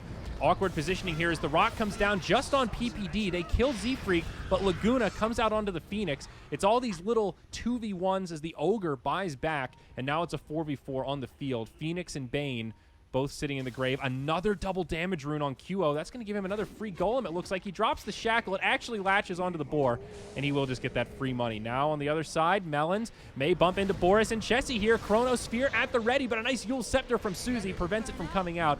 He will pay with his life, however. Melons on the run will get brought down by the Reaper's Scythe, and just like that, Wanted find an advantage in this series of engagements.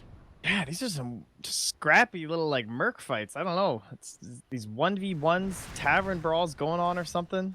That one in Monkeys just like particular blinking was away. Super spread out.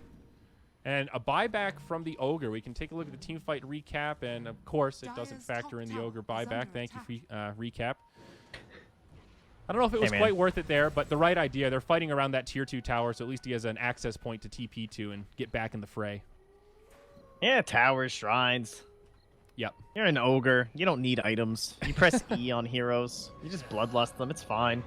Yeah. Like, I was actually really looking forward to the Magnus. I thought it was going to come out in the Complexity 5th Bandit, so who knows? Maybe they would have gone for it for QO, but yeah, anyone who can jack up this Faceless Void is so sick.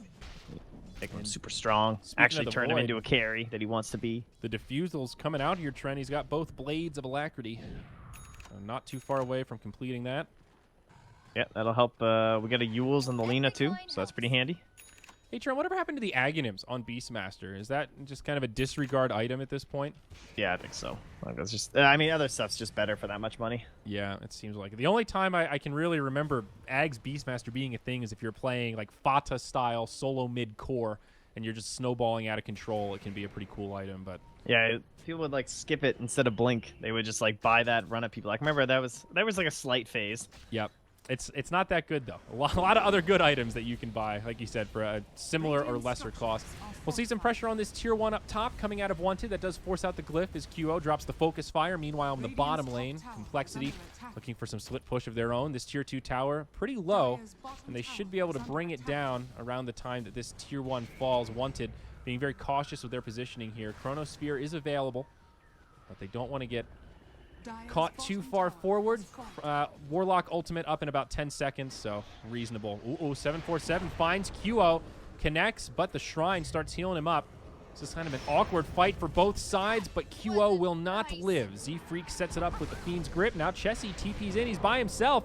He drops the Ghost Shroud, takes a lot of magic damage here, but in comes PPD. Which way is this going to go? Chronospheres, Boris comes down. He connects on two, but the Rock comes out on the back line. Both teams breaking up this team fight well, but now the egg from PPD will not be enough to save Boris. Jo trying to help him out, but PPD dies as well. It's a big fight for Complexity.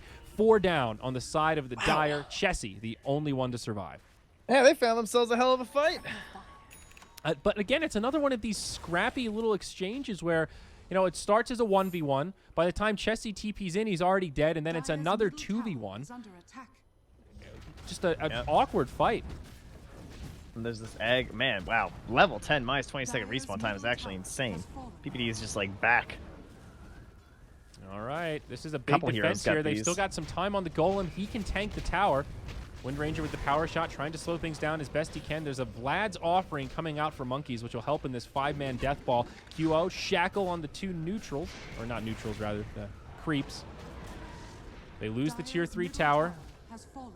And it's going to be close. It despawns. Shabade. Saving that money and that, yeah, it's set Tier 3. Shrines go down. Yep. Very important stuff.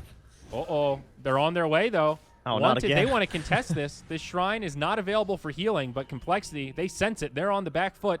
Z-Freak uses the Glimmer Cape. He'll be fine for now. Boris does not have a Chronosphere, so they don't have much catch. Chessie blinking forward, does not find the opening. He's about halfway to his Aghanim Scepter now, so that'll be a big upgrade for the Necrophos. Big fight for Complexity, and now we see them jump in the lead, about 4K net worth, 5K experience. Nothing insurmountable, but regained a lot of that lost footing from the early game. Yeah, I really liked his build this game too. I mean, it's pretty standard stuff to go for the Veil first, and then, but in terms of mobility items over the Force Staff, or maybe a little bit of catch the Atos, I think Blink was definitely the right call. We know they're already lacking because the build the QO's going, which is very sensible with what his allies are doing, and then the Veil is, I mean, just sick this game anyway. He's got a Phoenix, he's got an Ogre, he's got a Maelstrom coming out on the Wind Ranger first, and then Void likely to build into one later as well, plus his bastions are all magical anyway, so plenty of magic being pumped into the side of Complexity as they take care of that Shrine and should be able to make this Roche a little bit safer. Yeah, they'll move into Roche. All the ultimates available on both sides except for the Chaotic Offering. Still 25 seconds on that. Small window for Wanted, but Roche falls so fast against the Ursa. I don't think they'll get here in time, Trent. And indeed they won't. Aegis of the Immortal goes the way of Moose. Look at this guy. Angry. Running to see a fight actually break out. QO trying to run away. Moo, he blinks in very aggressively. Shackle does not latch.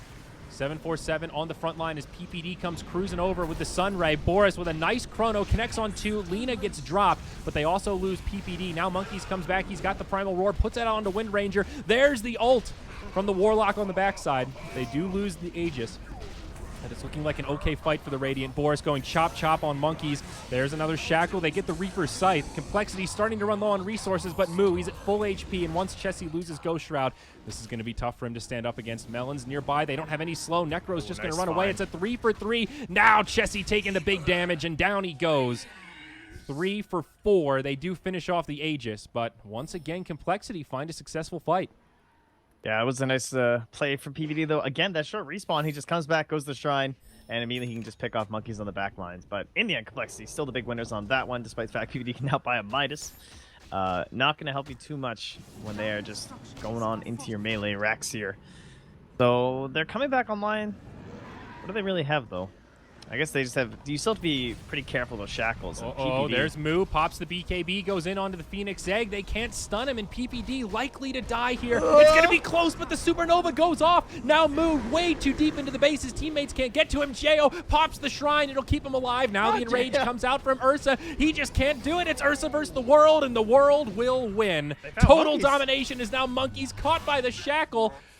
Wanted handed a couple of freebies on a silver platter, and it's not done yet. But wait, there's more, or not. UO just pops out of the base of the Blink Dagger. Hanging up onto Monkeys there. That is scary for Complexity, though. They had a pretty good lead, and this is one of those games where they need to close this out sooner rather than later. I think Wanted's late game is going to scale just a bit better. Wind Ranger going for this core, and she's almost over the hump. She's got Maelstrom, Blink, soon to have Aghanims. Then she starts getting scary. Necrophos, he almost has Aghanims as well. Of course, Faceless Void scales very well into the late game. Only has really 1.5 core items or so. Still a lot of scaling here for Boris. I don't know if Complexity can afford to make greedy plays like that and have it backfire so much. I mean, that's a 10-second BKB on Ursa and the Aegis down. So, whew. Complexity. What shall they do? Going later and later. I guess we really need to figure out what Monkeys is up to. We were kind of talking about his build. So, he's got this Vlad. Pipe? He's got this hood. Yeah, he's starting to eye up into a pipe. These are definitely those items of what you're pointing towards, my friend. Or a base Ending beast, things early. Let me guess, Assault Kuros still to come.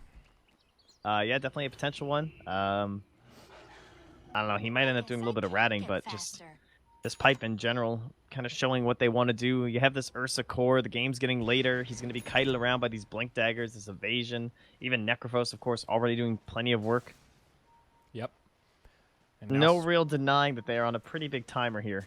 Yeah, Swindles picks up a mech. Not bad for the Warlock, but no Aghanims, no Refresher, just going full support mode.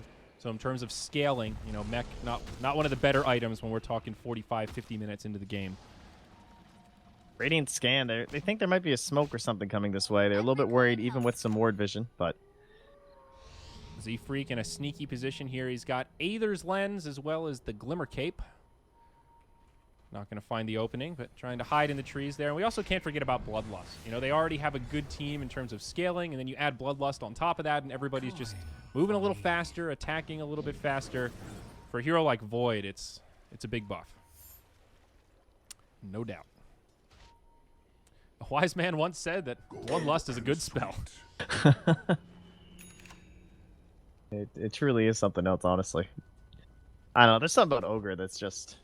He's just a great hero.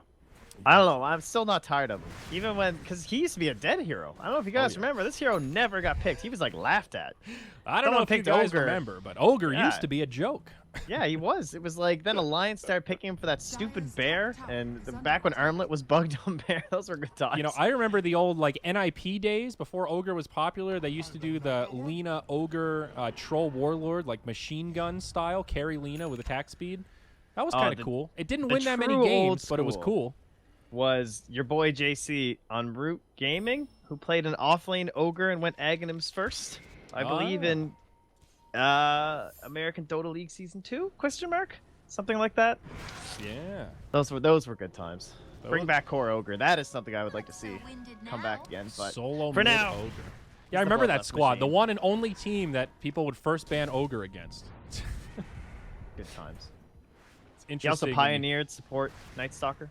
Yeah, when you get that kind of respect. Here we go. Hawk flying over. They've got the vision. The fast fingers from Chessie. He blinks away. TP to the Shrine. That was a dead Necro. Whew.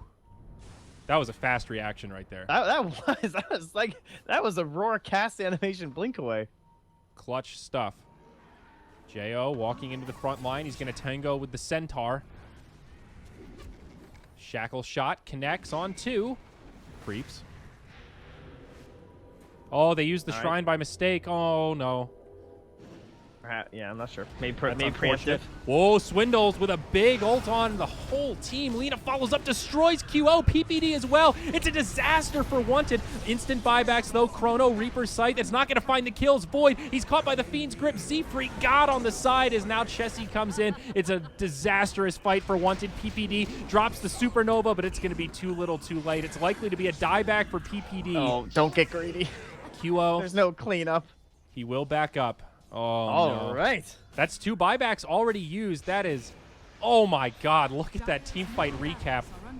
QO on the run. Moo trying to pursue into the tier 4s, but Shrine will heal up the Wind Ranger. Mid lane to Barracks will fall. Shackle shot does connect. But this is a tough defense. Wanted have 2 buybacks here. Necro and Void are holding them for now. Necro drops his, buys the Tome, and they're going to come in to mount the defense. There's the Glyph as well, but they need to be so careful. It's a 2v5. Even without ultimates, this is not a fight that they can easily take. Tier 3 tower down bottom falls. Warlock Golem goes down, but Melee Barracks taking a lot of damage. QO not going to be able to save it. Or Willie, the little satyr, the hero satyrs, they come in. It's actually denied, but that's okay. Pursuing out, Z-Freak gets a Glimmer Cape off. He'll be able to live for now. They drop the Sentry, and this should be a kill for the Dire. Will they be able to find more, though? PPD way too far forward. He goes down. The fatal bombs destroying this Dire squad. QO in the front line takes the Laguna, and it's likely to be another wipe. This could be GG, and it is. Complexity takes game 2. Trent, that game was so even and then got so out of control in the flash of an eye. Swindle's God, dude. He throws down a couple. You know, he was just practicing. He was getting warmed up. Didn't want his stats to be too overinflated so that people wouldn't always ban Warlock. You can't have 5 heroes average on every rock drop like that. You know, Dude, that's how you get into trouble. But what was so crazy about that is we saw that Swindle's ult earlier where he just drops it and it's like, what was the plan there? And then to win the game, it's like a 4-hero, 5-hero chaotic offering. They win that fight, clear out Barracks, they all buy back. Then there's a follow-up fight where they get a 4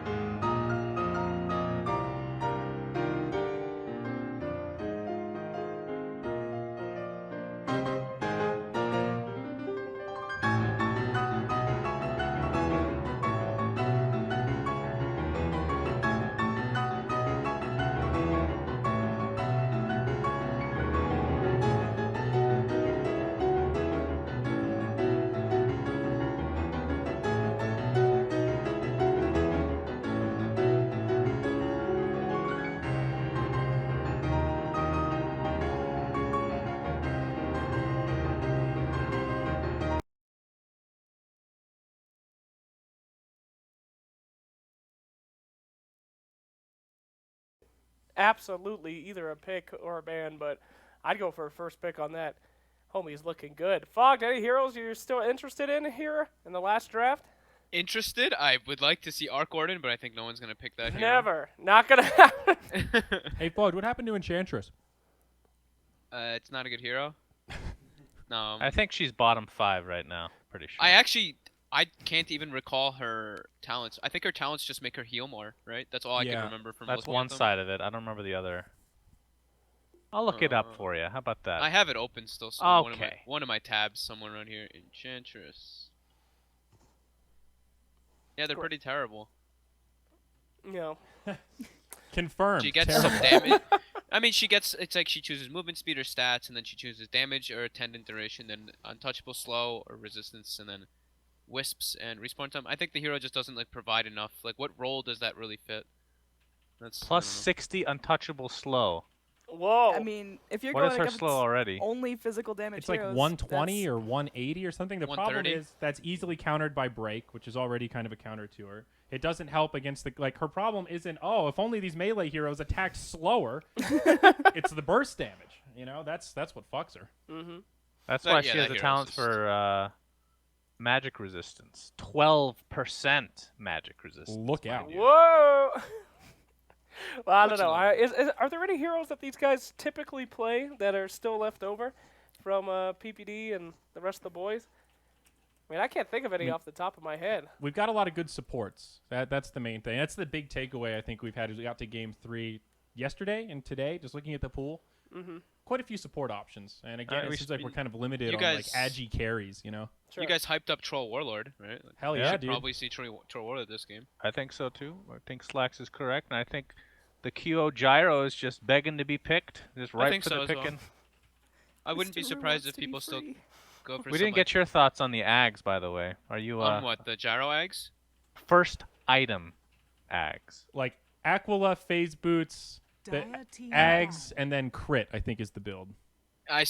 I was in some pubs like a week ago or so with Huo, and he was playing Gyro, and he bought it, and I was like, "What the hell are you doing?" He's like, "Dude, it's the build now." So apparently it's Did just it the work? build. Apparently it's just the build now. Well, he's the only one that's it's- doing it. But It's not that good like when you first get it, but then 10 like your seconds next item remaining. and then your items after that like super scale up. So it seems like an interesting approach. The hero's pretty hard to like use in draft still, I think. I don't even know if that will really make it viable, but I don't know, we'll see. Dota's an ever-changing monster.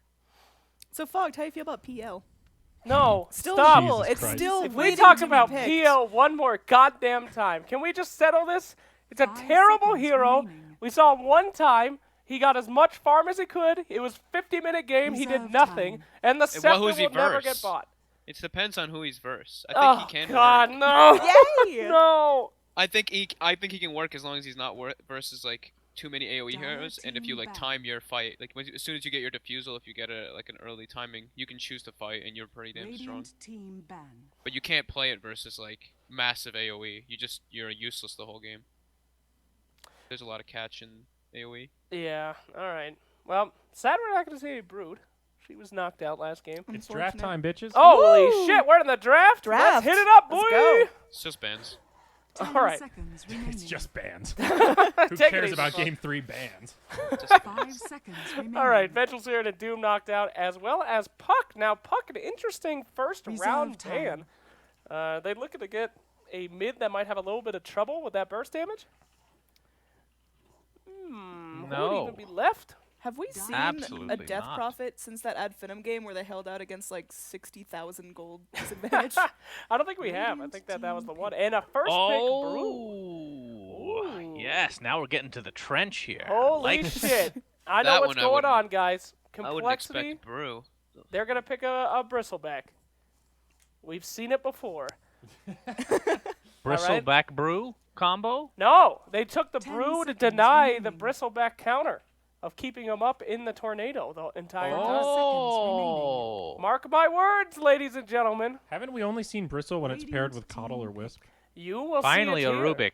So weird. This hero is not like first picked in the first game. Yeah, I was really surprised it made it this far. Well, Rubik taken out, Fogged. Hello? Who pairs up good with Rubik that we still got here? might be 10 seeing. seconds remaining. They draft Boris's hero quite often in the first two, so they'll probably want to get one of 5 those seconds offlaners. There's not remaining. really a lot of offlaners either left in the pool. I mean, there's Reserve Nature's time. Prophet. I guess you can run off lane. There's I still think that Bloodseeker is Nightstalker. a decent pick.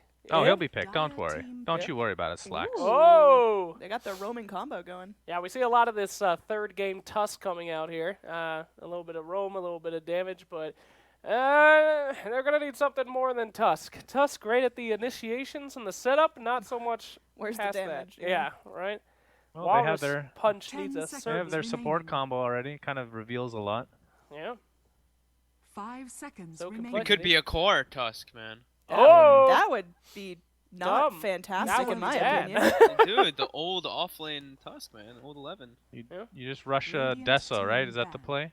You just need to get level 10, you get that experience bonus, and Yeah. you just like become level 25 instantly. Just become level 25. It's easy. Hey, with Tusk, it actually is 30... What's his other one? He gets it's either it's strength or the experience, right?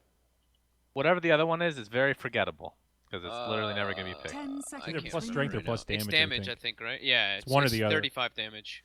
5 seconds And then his remaining. next one is, I think, is it gold per minute Or slash snowball damage. Snowball damage. Yeah. Reserve Snowball time. damage. Dire team Woo! ban. Huge! And then his 25 Yes. is 700 health. That's pretty. When I'm playing Yes. against Tusk, I fear Oh. that snowball damage so much. Hey, man. That's great. What if Ricky has a scepter and pops into the snowball? And then he just does a drive-by on your whole team. I mean, I would be concerned Radiant about that if we had a team Ricky ban. I in the have- pool. Yet Dire to see team a ban. Ricky Aghanim's in my time of 7.0. Oh, I've Radiant seen Even it. in pubs? I saw it in If one any pub game. Any pub game. I've yeah, tried it it's in great. pub. It's great. You jump in a storm, initiate on a whole team. It's pretty sick. But It's pretty horrendous, but Ah, I shut like up. it's fun. It's fun. It is fun. I'll admit that. Gang, though, there is still the Oracle Huskar combo. I really want Call to run this Huskar, but it is so high risk, high reward. I don't know if you want to do that on the last game of an elimination 10 series. Well, seconds Huskar is one remaining. of those heroes, though, that gets really scary. there's 'cause a he has troll. specific counters. 5 Yeah. seconds And remaining. Huskar's a little risky here too with the Tusk. Anybody yeah. that he leaps on, he's got a pretty great escape Reserve and then a time. Natural reinitiation. Silver Edge pick up from You Dragon guys Knight know too. Yeah, who that's owns true. Dragon Knight? Who owns Dragon Knight? Bloodseeker. Yes, That is true. I That's right. guess. Unless But Dragon is Knight Bloodseeker gets a good hero? a blade mail and just blade mail and runs with it, and then he kills you. But then your Dragon Knight shit. has a blade mail. I know, and then see. you lose. Exactly. You've already lost. Oh, Gyro actually warranting a ban here. Interestingly enough, They know. They know Radiant QO. team pick. they do know. Ooh. Okay. Vector. Vector. Looks like Call are in it to win it, man. They're sticking this out no matter how long it Got takes. some pure damage Desolate versus DK. Not bad, not okay. bad. I feel like if wanted go for a troll or something here, they can just scale up faster than this Vector. I actually would have to agree with you 10 too. seconds remaining. I Thank you. actually- Thank you so much, Fogged. Alright, I am an have idiot? to agree with you. 5 seconds remaining. Am I an idiot here, though, or is Complexity's draft a little on the greedy Reserve side? time. Spectre needs a lot, Brew needs levels. Witch Doctor is pretty much good to go at level 1, but, I mean, if Wanted's early game is anywhere near decent, it's going to be pretty rough, Well, isn't it? Are we thinking Brew's more likely to be mid or off lane? Because I think that makes a big difference. I in think that it's question. got to be off lane. It's just not against a DK. I guess you can What's deny wrong? some of What's the wrong farm. with DK, dude? You can blind him. Yeah, Drunken Haze. Isn't Brew pretty good in most melee matchups? I guess DK is pretty good in most melee matchups too, but DK outsustains. He can outspam the Okay. brew. I mean, there's You still can a push the lane fair in amount of easier. ranged mids that Call could go for here if they wanted to get even more harass in the DK. Wanted with their last one. Now we are all up in reserve time, 50 seconds in, and they still have 2 picks and a ban left, so they're really scratching their heads on this one. PPD he's got the notepad out and he's freaking. Let's see what. Yes, he's under a lot of stress right now. Let me tell you. Yeah. I think There's no way. I think it's the opposite. I think he probably feels really comfortable with the 3 that he has. Wow. So he's counting down the clock just to make them worried. It's a Is- mind games, game. Yeah, dude. Wow. He's gonna wait till the Dire team 0-1. pick. Okay, Ooh. Tide Hunter. Hey, Oh, that might be the first tide we've seen. I believe so. And look at the beef coming out from Wanted. These are some Yeah, big boned boys. It's And gonna be then Rubik, who's the little skinny dude on the left, and then all of a sudden he's He's like the trainer, you know. He's like the yoga instructor, and he's got the football players, you know? Wanted Nash almost Ketchum. has like 10 a seconds. What? real-looking What? draft. Yeah, it does look real. Almost Radiant looks team real. ban. All right, and Nature's Prophet. Okay. Okay. So Spectre it's Furion? even greedier now. I mean, I they've don't- got a global presence now. You've got the Nature's Prophet alt, you've got Spectre Haunt, but you still can't really Get some straight up support 1v1 Zeus in the Wanted. hizzy. So, but does that mean that's a 747 brew now? 10 seconds Yes. remaining. I don't know. Perhaps, Jeez. yes. Who is 7 Or it could be the first 5 ever seconds seen remaining. Z-Freak support brew. Ah, yes, the Hey. roaming brewmaster. You These know, are Or it could be Support- like every oh, pub and they Nature's have Prophet ran- jungle. They have ran support Furion a long time ago, but Z-Freak used to play it. Like just jungling, position 4 style. He just TPs. He like TPs. He's very active with his TPs early, like level 2 Oh, and that's 3 kinda are cool. his big windows to go. 10 seconds remaining. See, the thing about the global strat, as you put it, is that 5 you want to be able to seconds pick on remaining. people. Who do you pick on Wanted? They have Rubik. yeah, that's it. He's- And killing Rubik nets you about nothing. Who cares? Well, Tusk is gankable too. I mean, he's tanky in the early levels, but you know he's a support. God, Dota's out of date, and I forgot to join the lobby. That's not. Yes. that seems like a you problem. Update my your fault. Dota. Jesus, dude. It's going. All right. 10 seconds Last man coming up remaining. here for Team Complexity. 5 seconds could really- remaining. I God did dang not it. think Why? that warranted a ban. Why? Fantastic ban. Is that I would have just- rather they banned the troll. I think the Wanted's gonna go for troll. Yeah, this I is think it's really think good you're for right. them. game 3, last picks here. Troll is still in the pool. This is a little ridiculous to me. You guys, I think you guys lied to me. You guys said, "Oh, Troll's picked every game." He's Hey. picked every Easy. single game." How Okay. dare 5 you? seconds remaining. How And dare Troll you Tusk is speak to actually us in pretty that cool. manner, Fogged? Okay, sorry. You know nothing about Reserve Troll. time. Lord Shannon, I apologize. Has there been a series where Troll has been unpicked, unbanned? Nope, this would be I don't number think one, so. I believe. But I mean, Complexity obviously going to go with that bristleback pick that I was talking about earlier. I mean, in So terms of agi heroes, we've got 3 choices. It's not a whole wide pool. all right, Well, you could go Wraith King carry. I think that's pretty decent too. Yeah. that's actually not really a bad idea, buddy. I mean, they have a lot of bursty kind of. Their team fight is pretty quick here on Wanted. If Wraith King respawns, could be pretty good. So I'm not going to disagree with you there. But the greed is so real. They need somebody that doesn't need anything, don't they?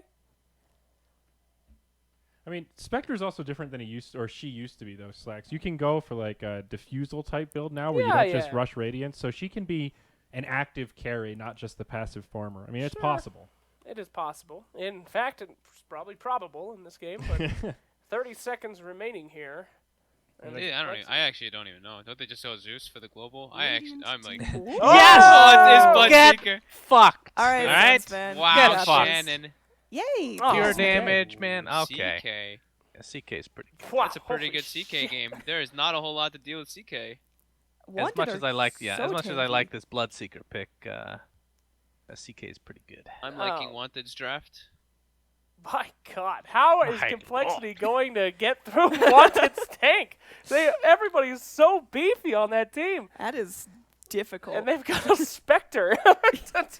I mean, Hiya! they got the Nature's Prophet, so maybe we'll see some split pushy coming out. I There's mean- an easy escape for these fights, but that is, I think Wanted won the draft there pretty handily. So it's Z-Freak Bloodseeker. You know what? It's too normal of a draft. I'm gonna go with Cole. I'm with you. It's Sun too fan. normal. They have It's- a wild card 747 in the game. They just changed their roster. They got this fucked up lineup. They're gonna fuck up Yep. Wanted pretty hard here. If there's one thing I've learned No, about NA I disagree, Dota, Shannon. if the draft looks good, then the game looks bad. So I'm using anti-logic, guys. Okay? I'm That's NA how you going do Wanted. it. I see. okay. Fine. I'm with you. I think Complexity's got this. I don't understand a goddamn thing, and I have no idea how it's going to work. So, What Complexity all the position way. is this Bloodseeker? I want jungle Bloodseeker? Auto believe win. I'm so. pretty sure. Jungle Bloodseeker, Pubs will be ruined for a Ags, week. Refresher, entire team has Bloodseeker ult on him, except for one guy, Rubik, who's just walking around wiggling his stupid ass off. We're good. I mean, no. Fogged, come to What? our side. Come to Complexity. I'm still on Wanted 100%. Thank you, Fox. Complexity's Come, draft looks like sweet doo-doo. boy. I wanted some logic on the panel. Embrace the meme. It looks like doo-doo. That's the Nature's Prophet, Bloodseeker, Spectre. These heroes into Tidehunter just I don't know. This has evolved into a pub game. I'm pretty sure that's a good thing. Don't forget the brewmaster. Who? There's a brew in this There's game? a brewmaster. I don't think there will be a brew in this game. I'm all in it on Wanted, or I have to kiss Mr. Roo. Yes. Not in the butthole. Yes. Well done. Just give him a nice kiss. Very well. All right. All I'll take right. that bet. You are whoring out your dog. Whatever. Mr. Roo likes He the looked attention. cute. I liked it. He's a sweet sleeping boy. He Anyway. is snoring like a Oh my chainsaw God! right the now. draft, the game Guys, has the been going on game for a started. while. Let's shoot it over Game. to Trent and Zywar.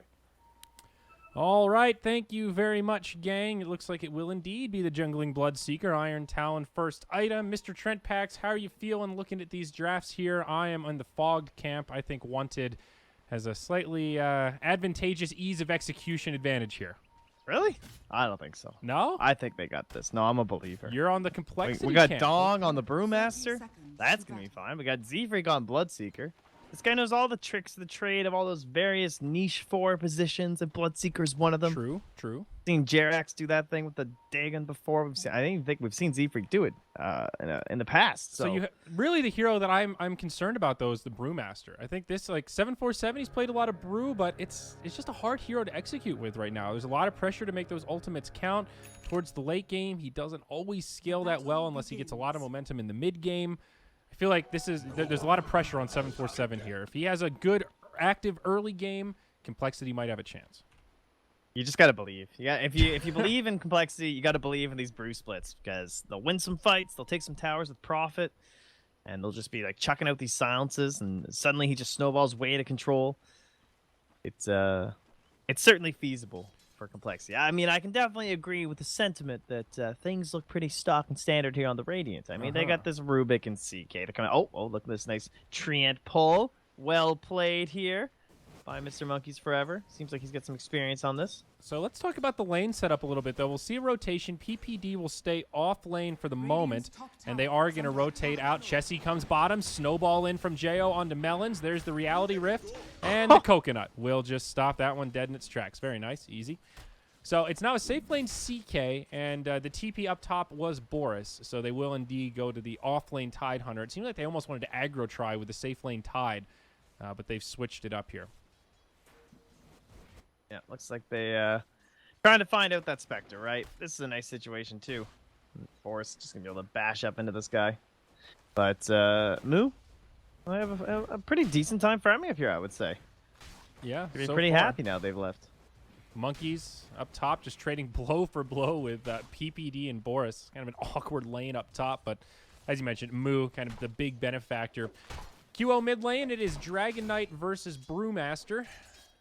Looks like Dragon Knight with a small advantage to start, and then, of course, we can't forget about Z-Freak. He's just jungling away. Complexity will be happy to just break even in these lanes because they've got that jungling advantage. Down bottom, Monkeys initiated on. A lot of damage coming his way. There's the Chaos Bolt. A few more auto attacks, and they will find it. It's Jo on the Tusk who draws the first blood. All right, nicely done. Good start. Definitely the best 4-position hero that was left in the pool, at least in terms of your more standard ones, too. So understandable why they grabbed up the start of the draft. And when we were in the lobby there, you can see them just saying Z-Freak banned out GG, I believe PPD was saying there. So Z-Freak actually attempted to go for a no-rush 15 game. So, you know, he's trying to get some standards, a little bit of a peace agreement going for the first 15 minutes, but clearly wanted having none of it.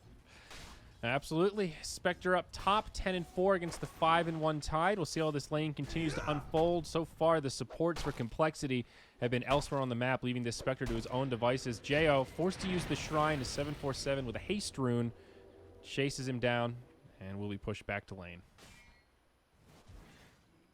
Yeah, no real concerns for QO either in this lane, really. Like, he's got his bottle nice and early on. He can go for some bottle crone if he wants once we get our flying courier going.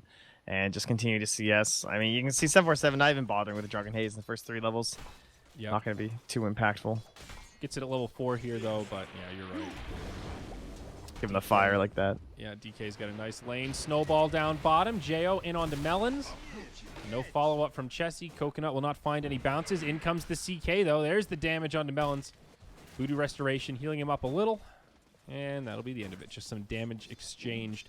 Trent, I want to turn focus to the Bloodseeker, though. Curious what you're thinking in terms of item trajectory for G-Freak. So far, he's been uncontested, so we should assume that he'll be able to farm pretty well. He'll have pick of the litter. What's the go-to here if you're the Bloodseeker? Dagon. Are you You serious? just buy Dagon. You go Brown Boots Dagon. That's the build, huh? That's All the right. build. We'll see if your bold It's prediction either that is or right. the Force Staff occasionally, but Monkeys. He might be good here. Chaos Bolt, just about 10 mana short on Chessie. Very unfortunate. From the yeah, it wanted is perspective. in no way unusual to see that come out. Okay. Brown Boots Dagon. If you're completely unpressured, is there a more optimal build? Like, is there any world where you get a Midas or something like that? Like, is Sanjin Yasha at all viable on Bloodseeker, or is it all about the instant give? There's no... I think you're more about being a utility. Okay. I Maybe see. in a game like this where you have this Prophet and Brewmaster, you could consider going back into those more traditional builds, but for the most part, when you run it in the 4, you're building like your 4 staffs, your Dagons, those kind of things. Down bottom, Monkeys in a lot of trouble. One more auto attack. They can't quite get it. The Orb of Venom ticks him down to 6 HP, but he lives to tell the tale. Kind of close. Monkeys is super poor, though. Being forced to rotate down here into a pretty awful lane. No defensive tools. Like, typically you can think about Sprout as being at least somewhat of a defensive option to, like, block out heroes who get aggressive, but not against Snowball. Melons chases PPD into the side chop up here. Yep, move very low, but will stick around. PPD gets the TP off in time. Silence from Z-Freak does connect onto the Tidehunter, though, and they will continue to chase this down. Z-Freak, pretty speedy, but does not want to dive the tower. Just Brown Boots, Quelling Blade. Not even a Stout Shield. Definitely don't want to tank those tower shots for too long. So they do play it safe and back out. Still only 1 kill on the scoreboard as we pass the 5-minute mark. Monkeys finally gets a little bit of reprieve down here, too, as Jo heads back to the base. If he wants to go and try and make an impact elsewhere. And, nope, right back bottom. Just wants to keep ruining his style. Okay, well, he's even going to smoke up Dire Vision. We do have something in here, so possible Monkeys will be feeling a little bit safer than he should, but it could just end up being a ward here from Jo. We'll see if it results in a kill as well. Well, down comes the ward. Great spot to have a ward to push this lane, of course. Can see TP rotations to the shrine, all that good stuff. And pretty much need to smoke to try to get that down as well. There's no other reason why you'd run there. Pretty easy ward to counter if you see the Tusk just move into fog. So scary. Yep. Worthy use of a smoke just to get that ward down for sure. Yeah, Jay will even camp the rune, which they won't know about either. But not going to find anything. And that is an arcane rune for QO, so this is great for him. Level huge. 6. Yeah. The Dream rune wants to head top with it. Do they have Ravage? Not yet. Boris still a ways away. Hit a TP out a couple times, so instead QO is hunting for Z-Freak. Yeah. Gonna pass right by him, though. And now we'll find him from the high ground. Very nice for QO here. Good positioning. Can he actually find this kill? There's the Dragon Tail after popping the Elder Dragon form. Oh, And raindrops. one more auto attack. He's got it. Silence will connect, but it does not matter whatsoever. Nice, easy free kill there. And he popped the Arcane Rune, so it gets that shorter cooldown on Elder Dragon form. Saves him about 35 seconds or so. It's actually a pretty big deal. Meanwhile, back in the top lane, Boris 1 creep kill away from the Ravage. This could be bad for Complexity if they're not careful here. Can they kill just 1 creep? Instead, they'll go in onto Spectre. The stun from QO, the breathe fire. Now the snowball across. They get the kill. Boris tries to TP out, but it won't happen. Now Z-Freak joins the party. Bloodright does catch a silence on 1. Stun onto the Nature's Prophet. That'll finish off Monkeys. It's a very back-and-forth fight. As now QO on the front line. He's getting low. The Coconut comes right back to him, and then back to Chessie again. It's a 2-for-2. The Brew Split doing a lot of work. Still about 20% duration. Chessie blocked in completely from the Treants. Very nice micro unit control here from Complexity as they do take this fight. 747 goes back into the Panda form, and that will be the end of it. Yep, that's a problem, exactly. Chessie's just like, well, shit, what a buff to Brewmaster. Do you see how much that Wind Panda did? Immediately purges them. I mean, it's very early in the game, so they're weak, but the bonus damage from the Brewmaster just completely killed his Phantasms. Yep.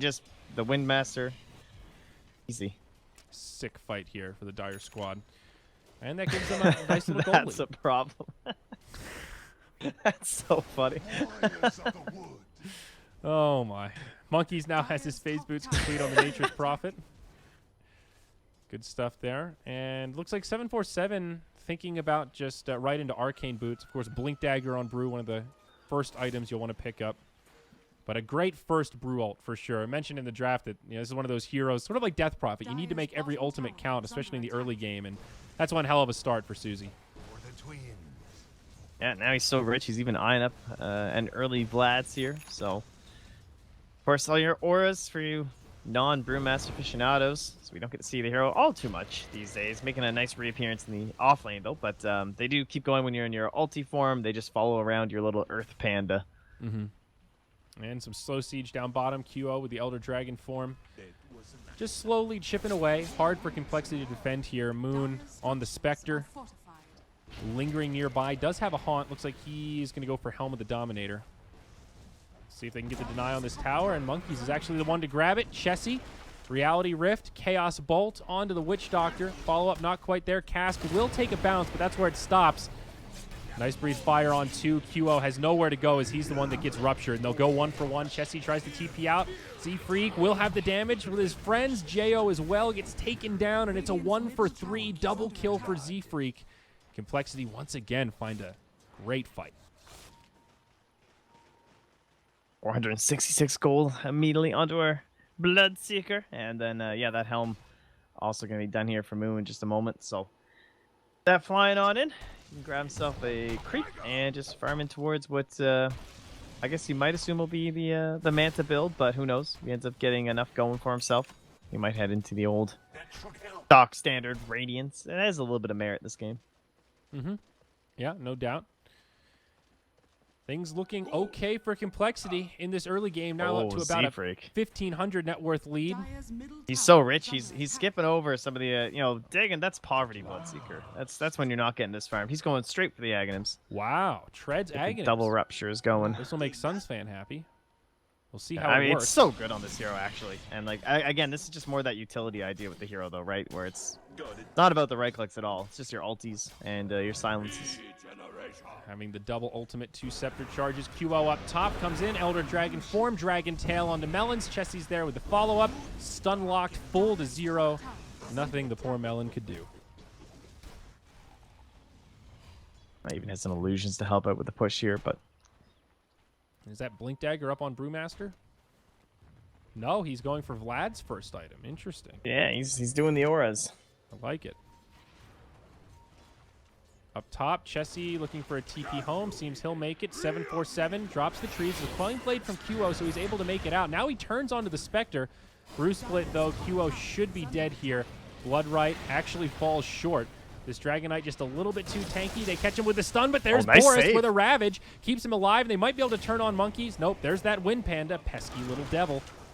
Meanwhile, on the back line, they're still duking it out. QO and 747 going blow for blow. Susie in very deep. Meanwhile, on the other side, Jo not able to survive as Monkeys lives on just a sliver of HP. Moo going to make it out as well. Now back to the other way. 747 still alive, just barely, but that last auto attack will find Melons from the low ground. It's just not doing enough damage. It's a beautiful cast, but the Death Ward is missing the uphill. You see the evades coming out. It'll be enough to keep QO alive. Almost a huge setup, but Complexity falls just a little bit short.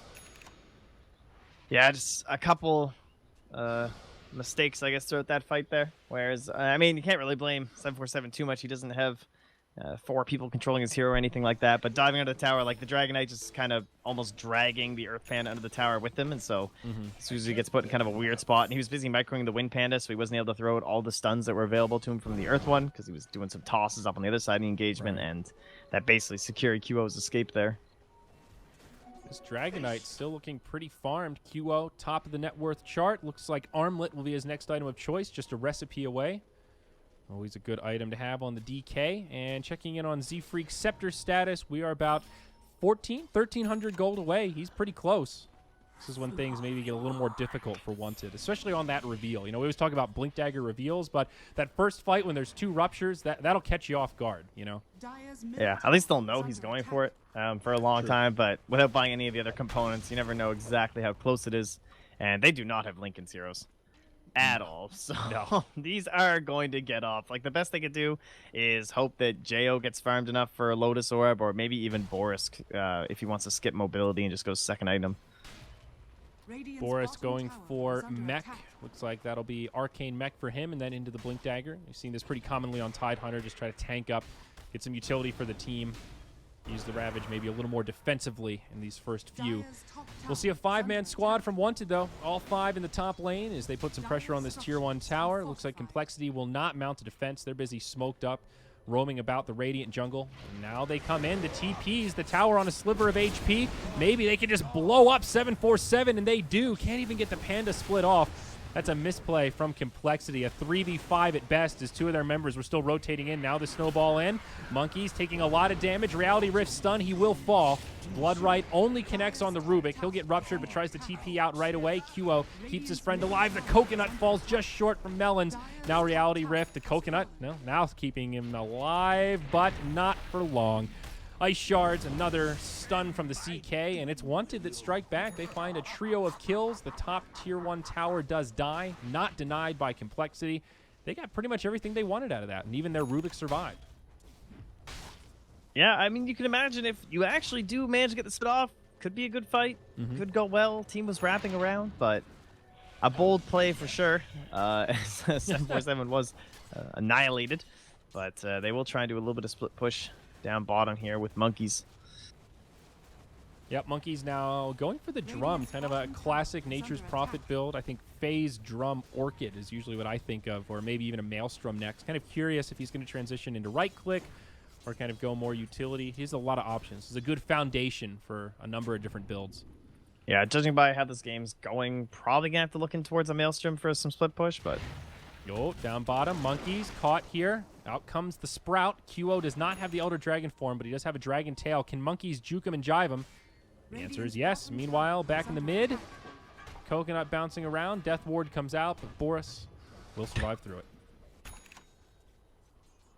Holding it there, continuing the zone, but yeah, nice survival there. A-okay. Up top, TP in from Chaos Knight. It's a 3-on-1. He gets silenced. This is like the Brewmaster, but on the other side of the coin. Jesse just dies 1v3. That's it. All right. It's a freebie. Flipping right back, and yeah, and that is one great thing about the Prophet, of course. Not only do they have the global vision from our Bloodseeker, we are getting the other globals going, as discussed during our drafting period. But, continuing the push, perhaps. Maybe trying to bait as many wanted heroes up here as they can. Yeah, I mean, they see QO and PPD mid. There's no reason for Monkeys to leave.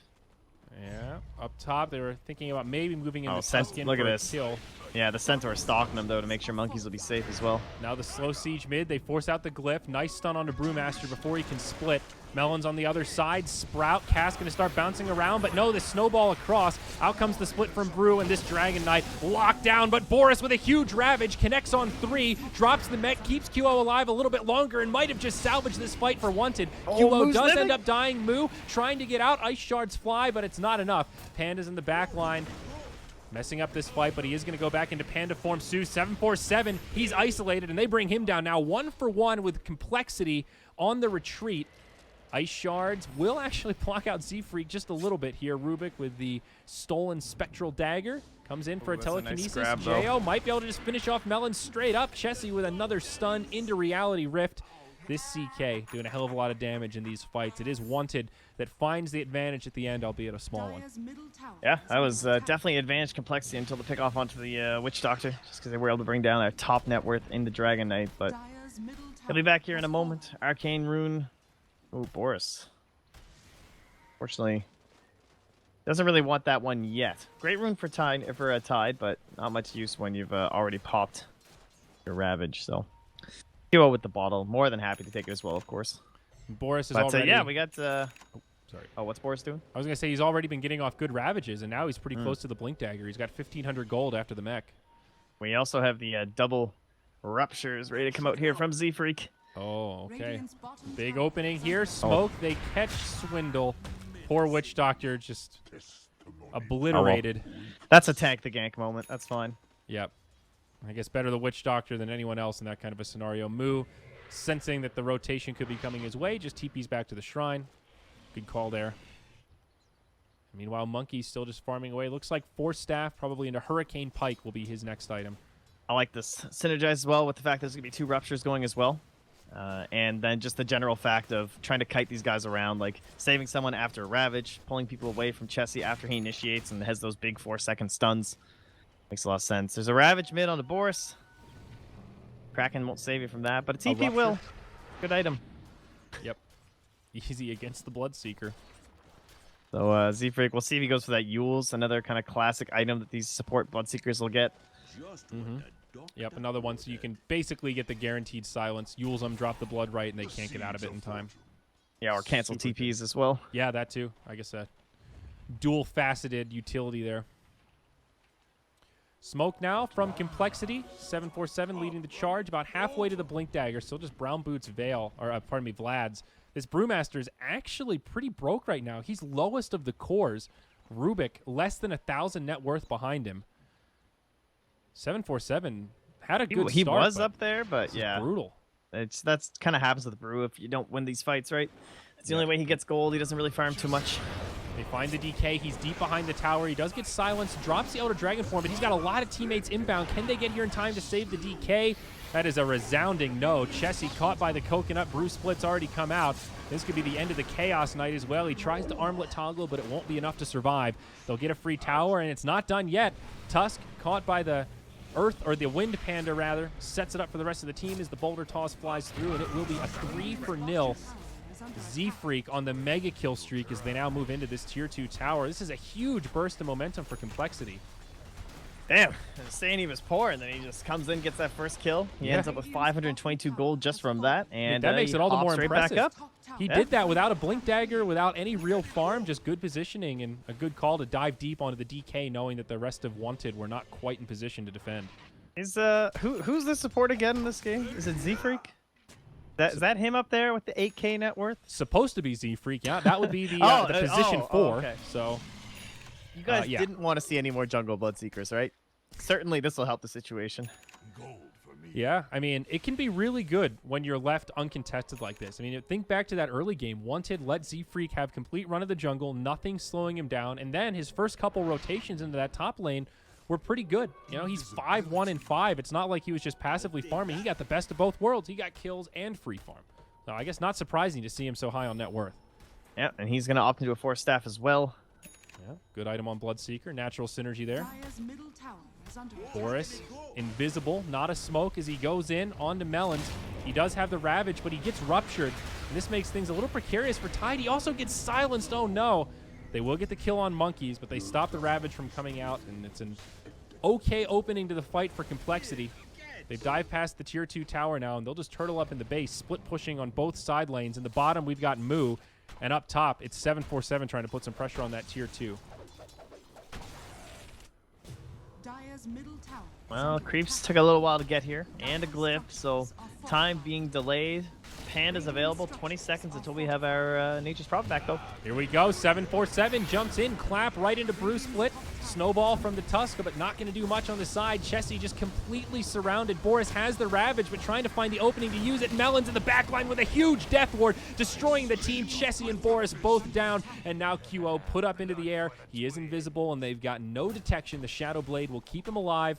It's a 2-0, but the tier 2 tower is defended, and Complexity looking strong. 747 again with a great initiation to start off that fight. Yeah, that Rupture is just so difficult to deal with in this combination, because if you're in that kind of a QO. situation right now... Oh, QO, nice. you poor baby. The Sprout, he can't get to the shrine in time. He will get it off. Can anybody TP in to save him? This is going to buy him a little bit. And, okay, enough time to outlast the Dust of Appearance and get off another Shadow Blade. So, nicely done. If he didn't have the Quelling Blade there, though, that would have been a totally different story. Yeah, and I'm just taking a peek over at Moo here. He's got that Radiance queued up after his Vanguard being done down. We'll see if it saves him here. Well, looks like it's certainly helping. Jo has the Sigil down, slowing Moo, but he moves into the tree line. The Going fight back breaks out on multiple fronts as Jo gets killed first. Boris with a Ravage on 2, but Moo and 747 still alive. Chessie reinitiates Moo so low, but makes it up to the high ground as Monkeys comes in. They're going to try to pursue this, but now the Blood Right completely zones them out, and the Spectre will indeed live. Now Monkeys, he's in a world of hurt, trying to TP out. Chessie does have the stun, and Monkeys will fall. So ends up kind of okay for Wanted here, but could have been worse for Complexity given that that Spectre did just barely survive. Yeah, couldn't really afford to lose Moo there. So Vanguard just paid for itself, essentially. Narrowly survived that one. I like this build from the Spectre, though. You know, Helm of the Dominator, Vanguard. This is what we were talking about in the draft, where Spectre is no longer a hero that's just a passive AFK farmer, where you really can get involved in these fights and still get a pretty well-timed Radiance. I mean, he's looking at having the Radiance well before 30 minutes, and plenty of time to still, you know, maintain his seat at #1 net worth, not even recover. just further the lead. Yeah, she's one of those heroes that just has a lot of these versatile builds too. You can go for your hoods or your vanguards we see here, and with the new introduction of Helm, much like every other hero in the game, she can build it. That item is actually just not bad on anyone, I'm sure. Well, there's got to be somebody, but I don't think so. classic on Crystal Maiden. Talking. Yeah, no, it's actually good on Crystal Maiden though. That's the problem. It's good on everyone. That's the issue. When there's position 4 silencers building in every game, there's a problem. But Oh, Here's the 747 problem. again starts off this fight great for Complexity. PPD gets destroyed. Jo shortly after, and now Chessie completely locked in the trees, set to be a 3-0 in the blink of an eye as Complexity take yet another team fight. We see Z-Freak even using the Force Staff for extra damage on the Rupture. An easy set of pickings here. This is getting scary for Wanted. They're rapidly falling behind here, and this Spectre is not even close to the peak of her power. I mean, yeah, Brew goes even back a little for a bit of Midas. secure. Whew. Hey man, gotta get those talents. Tower is under attack. Think about how good that plus 20 armor is gonna be against this team. Invincible Brewlings. Invincible. Wow, and Z-Freak at level 20 can get the talent for 14% extra Rupture damage. He's level 16 now. That's pretty scary also. He's climbing up there. Man, he is so rich. Yeah. What a hero. So what do you buy next if you're this Bloodseeker? Actually, quite It's curious. pretty much up to him. He has a choice of just going like defensive. If he wanted, he could just go BKB. I think the Yules is still pretty good, honestly. So they've already got like that Wind Panda who's been isolating people. You add a Yules on top of that, and it's even more just lock people out of the fight. Look at these dire wards, by the way.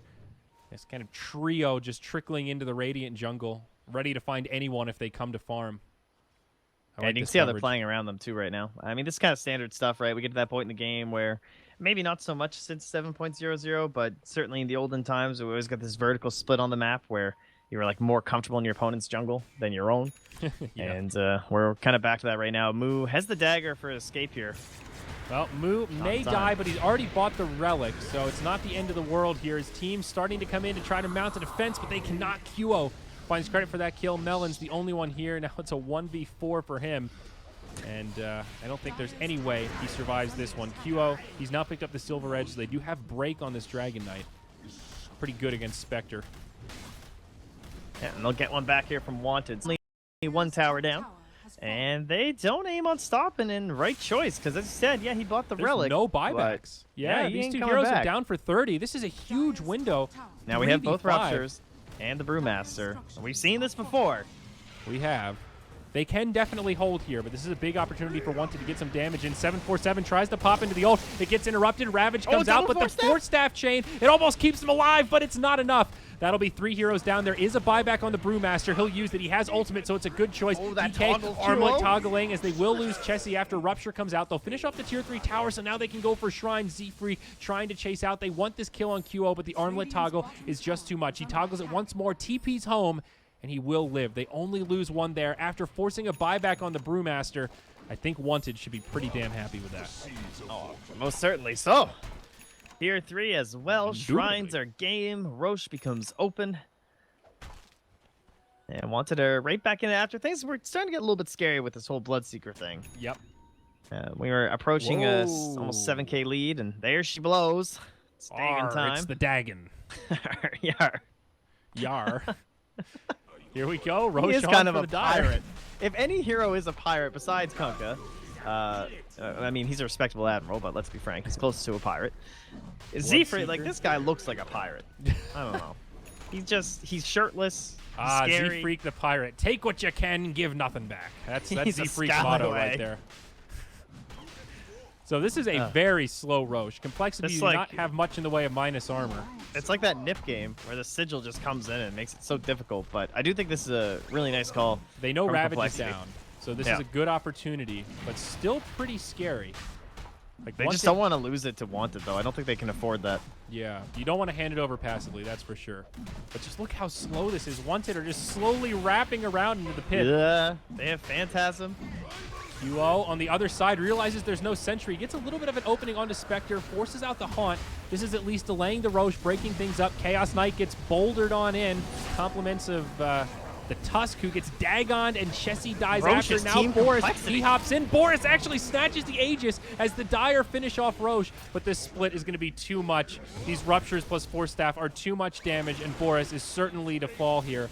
He's going to lose the Aegis, no doubt about it. He's evading like an absolute madman, but he will fall. So I 3 can for tell nil. you that Roche was most certainly in favor of that stun span thing. Wow, he actually got the blink off. All right, I can't say I expected that. Impressive. Can they still get him a second time? The Shrine is up. Maybe his friends can TP, but oh wait, his friends are Guys, dead. Ravage in 2 seconds. The comeback. No friends to be found. Let's see how much space can Boris create. No, he tried to go for it. Not much. Yeah, Z-Freak will finish him off. Okay. Did the Well, old blink out of Ravage to my death. another topsy-turvy game here, Trent, but Complexity certainly find the better of that. They don't get the Aegis for themselves, but they still get the gold from Roche, some of that experience. Radiance comes out on the Spectre, so Moo is still relatively happy, and this Bloodseeker's now got a level 2 Dagon, so I can't imagine Z-Freak is too upset either. No, he ends up with a triple kill, killing Jo, Chessie, and Boris. So, Z-Freak again carrying the boys. And Yep. as you said there, level 2 Dagon, so... Oh, very stuff. happy with himself. The Monkey's aiming in towards the Aghanim Scepter, but man, Roche just was bashing up. He starts attacking onto Chessie first off in that fight. He's giving him a couple bashes, and then he turns right away onto Jo and starts leaning on into him. He was not digging the side of Wanted. Nope, certainly not. We're stuck in a pause here. Relive the Roche fight that just happened. It was a close call. I wonder what actually got that last hit on Roche for the Dire to pick up the kill. Still a quick snatch from Boris, though. The fast fingers to grab the Aegis. This game would be a lot more difficult now if Complexity walked away from that fight with Roche, with the Aegis, and then also picking up 4 kills on top of it. Yeah, that's true. If Moo had that Aegis Right now, perhaps, and like Jesus. sitting high ground, or even if they just wanted to give it a 747 to maybe ensure these splits, which have been well focused down by Wanted. Yeah. And speaking of which, they're also close to with PPD with the blink. They have not made this game easy for 747. And speak of the devil, jumped on in the mid and just destroyed. But damage, though, Complexity the silence. strikes back. The Ravage not going to be enough here, or is it? They turn it the other way, a 2 for 2. He's already used the Haunt on Spectre, but now Swindles drops the Death Ward. Chessie not going to be able to survive through this one. And in the end, it's a 2 for 4. QO, the only one left alive. He had a double damage rune there. It almost looked like a good fight for Wanted, but I mean, they just dropped like flies. Complexity popped the Haunt. They popped a Rupture and a Dagon, and Heroes just are deleted from the game, and they'll still find Monkeys. QO. Monkeys TP's in, Moo nearby, lane in the right, clicks, the Met comes out, and there is no way he gets this kill on Monkeys any further. It's a full 5-man wipe as Complexity look towards this mid lane. And Monkey's just like TP's into that fight in the middle, and he immediately force staffs Boris because he was ruptured up and he just dies. So the auras are gone. Like, he's so obnoxious to try and deal with, but if you can just rupture him up, Kraken obviously not able to purge that one off. So high ground they go. They want to claim a tier 3 of their own, potentially even more here, but with buybacks, unlikely that Wanted want to allow either of those. Yeah, absolutely. Even the tier 3 is, you just don't want to give that up, but moves. He's They've coming used back. the glyph. The main thing is that DK doesn't have Elder Dragon form, so even though he has buyback, probably not the best use of it here, and he'll be able to defend the tower even without any buybacks used. Only about 800 damage goes into the tier 3, but all things considered, Complexity pretty happy with that, considering that they lost a tier 3 tower and also had to buy back on their Brewmaster not too long ago. The tides really have turned. Speaking of tides, the Hunter moves in onto Moo, and Z-Freak says, well, try to kill my core, I'll destroy your support. And it's looking like a bad team fight for Wanted. Tide gets killed off to the side. Melons again with a huge death ward. That'll be enough to get the kill on Chessie. And Moo will continue to chase down Jo with the help of Z-Freak. It's another overwhelming success for Complexity as all 5 of Wanted end up in the grave. Yeah, I don't know what was happening there. PPD's just like chasing the Spectre with Dagger for some reason. And then Z-Freak just shows up, kills Boris immediately. And the fight was over. So DK was dead for all of that because he was still respawning. I guess, so yeah, they it was just a take this. 4 for nil. Oh, it was just this awkward, weird fight. Tier 3 And mid. now we have Aghanims on Nature's Prophet. So in case your lanes were a problem already, now it gets even worse. This is pretty scary here, Trent. Buybacks coming, Tusk back in the game, but there's no glyph for the Radiant. They have a few buybacks still standing, but that's 2 tier 3 towers down now. QO forced to TP home in his own base. And he so close that he even took damage from the Rupture. Here we go. Top melee barracks have been killed. Now the fight breaks out. Primal split onto PPD. This should be a dead Rubik, and indeed it is. Range barracks up top, certainly going to go down. This is the last stand for Wanted. It's a 4v5. They've got no Rubik for 45 seconds. There's the Ravage from Boris. Chessie pops the Phantasm, goes in to take the fight. Witch Doctor will actually die, but this Spectre is just doing so much work. They're going to bring him down quick, but Monkey's in the back line getting the right clicks off. Wanted using the buybacks. It's the Tide Hunter, but he still has no Ravage. Jo will get clicked down, and I think we could be moments from a GG here. The damage is just overwhelming. They dumped everything Attaboy, they Boris. had into Moo, but he's Give him already the picked up taunt. that 15 strength talent. He's just too goddamn tanky. There's the backstroke. I think it's over. Oh, they're letting him live. This is true style right here. Excellent. No real way to go out in NA other than this. They throw the GG. That's it. Wanted eliminated from elimination mode as Complexity finds the win in game 3. And you guys just out Jungle Bloodseeker like that, honestly. Yep. Russian What's wrong with broadcasters you? loving the backstroke there. It's good. Oh my, what a tough game for Wanted. I mean, that just got so out of control so quickly. Moo had a great game on the Spectre. It seemed like anytime he pressed R, Wanted were just in shambles. It was just too much damage out. I don't think they even came close to winning a team fight. Yeah, I mean, pretty great synergy with your position 1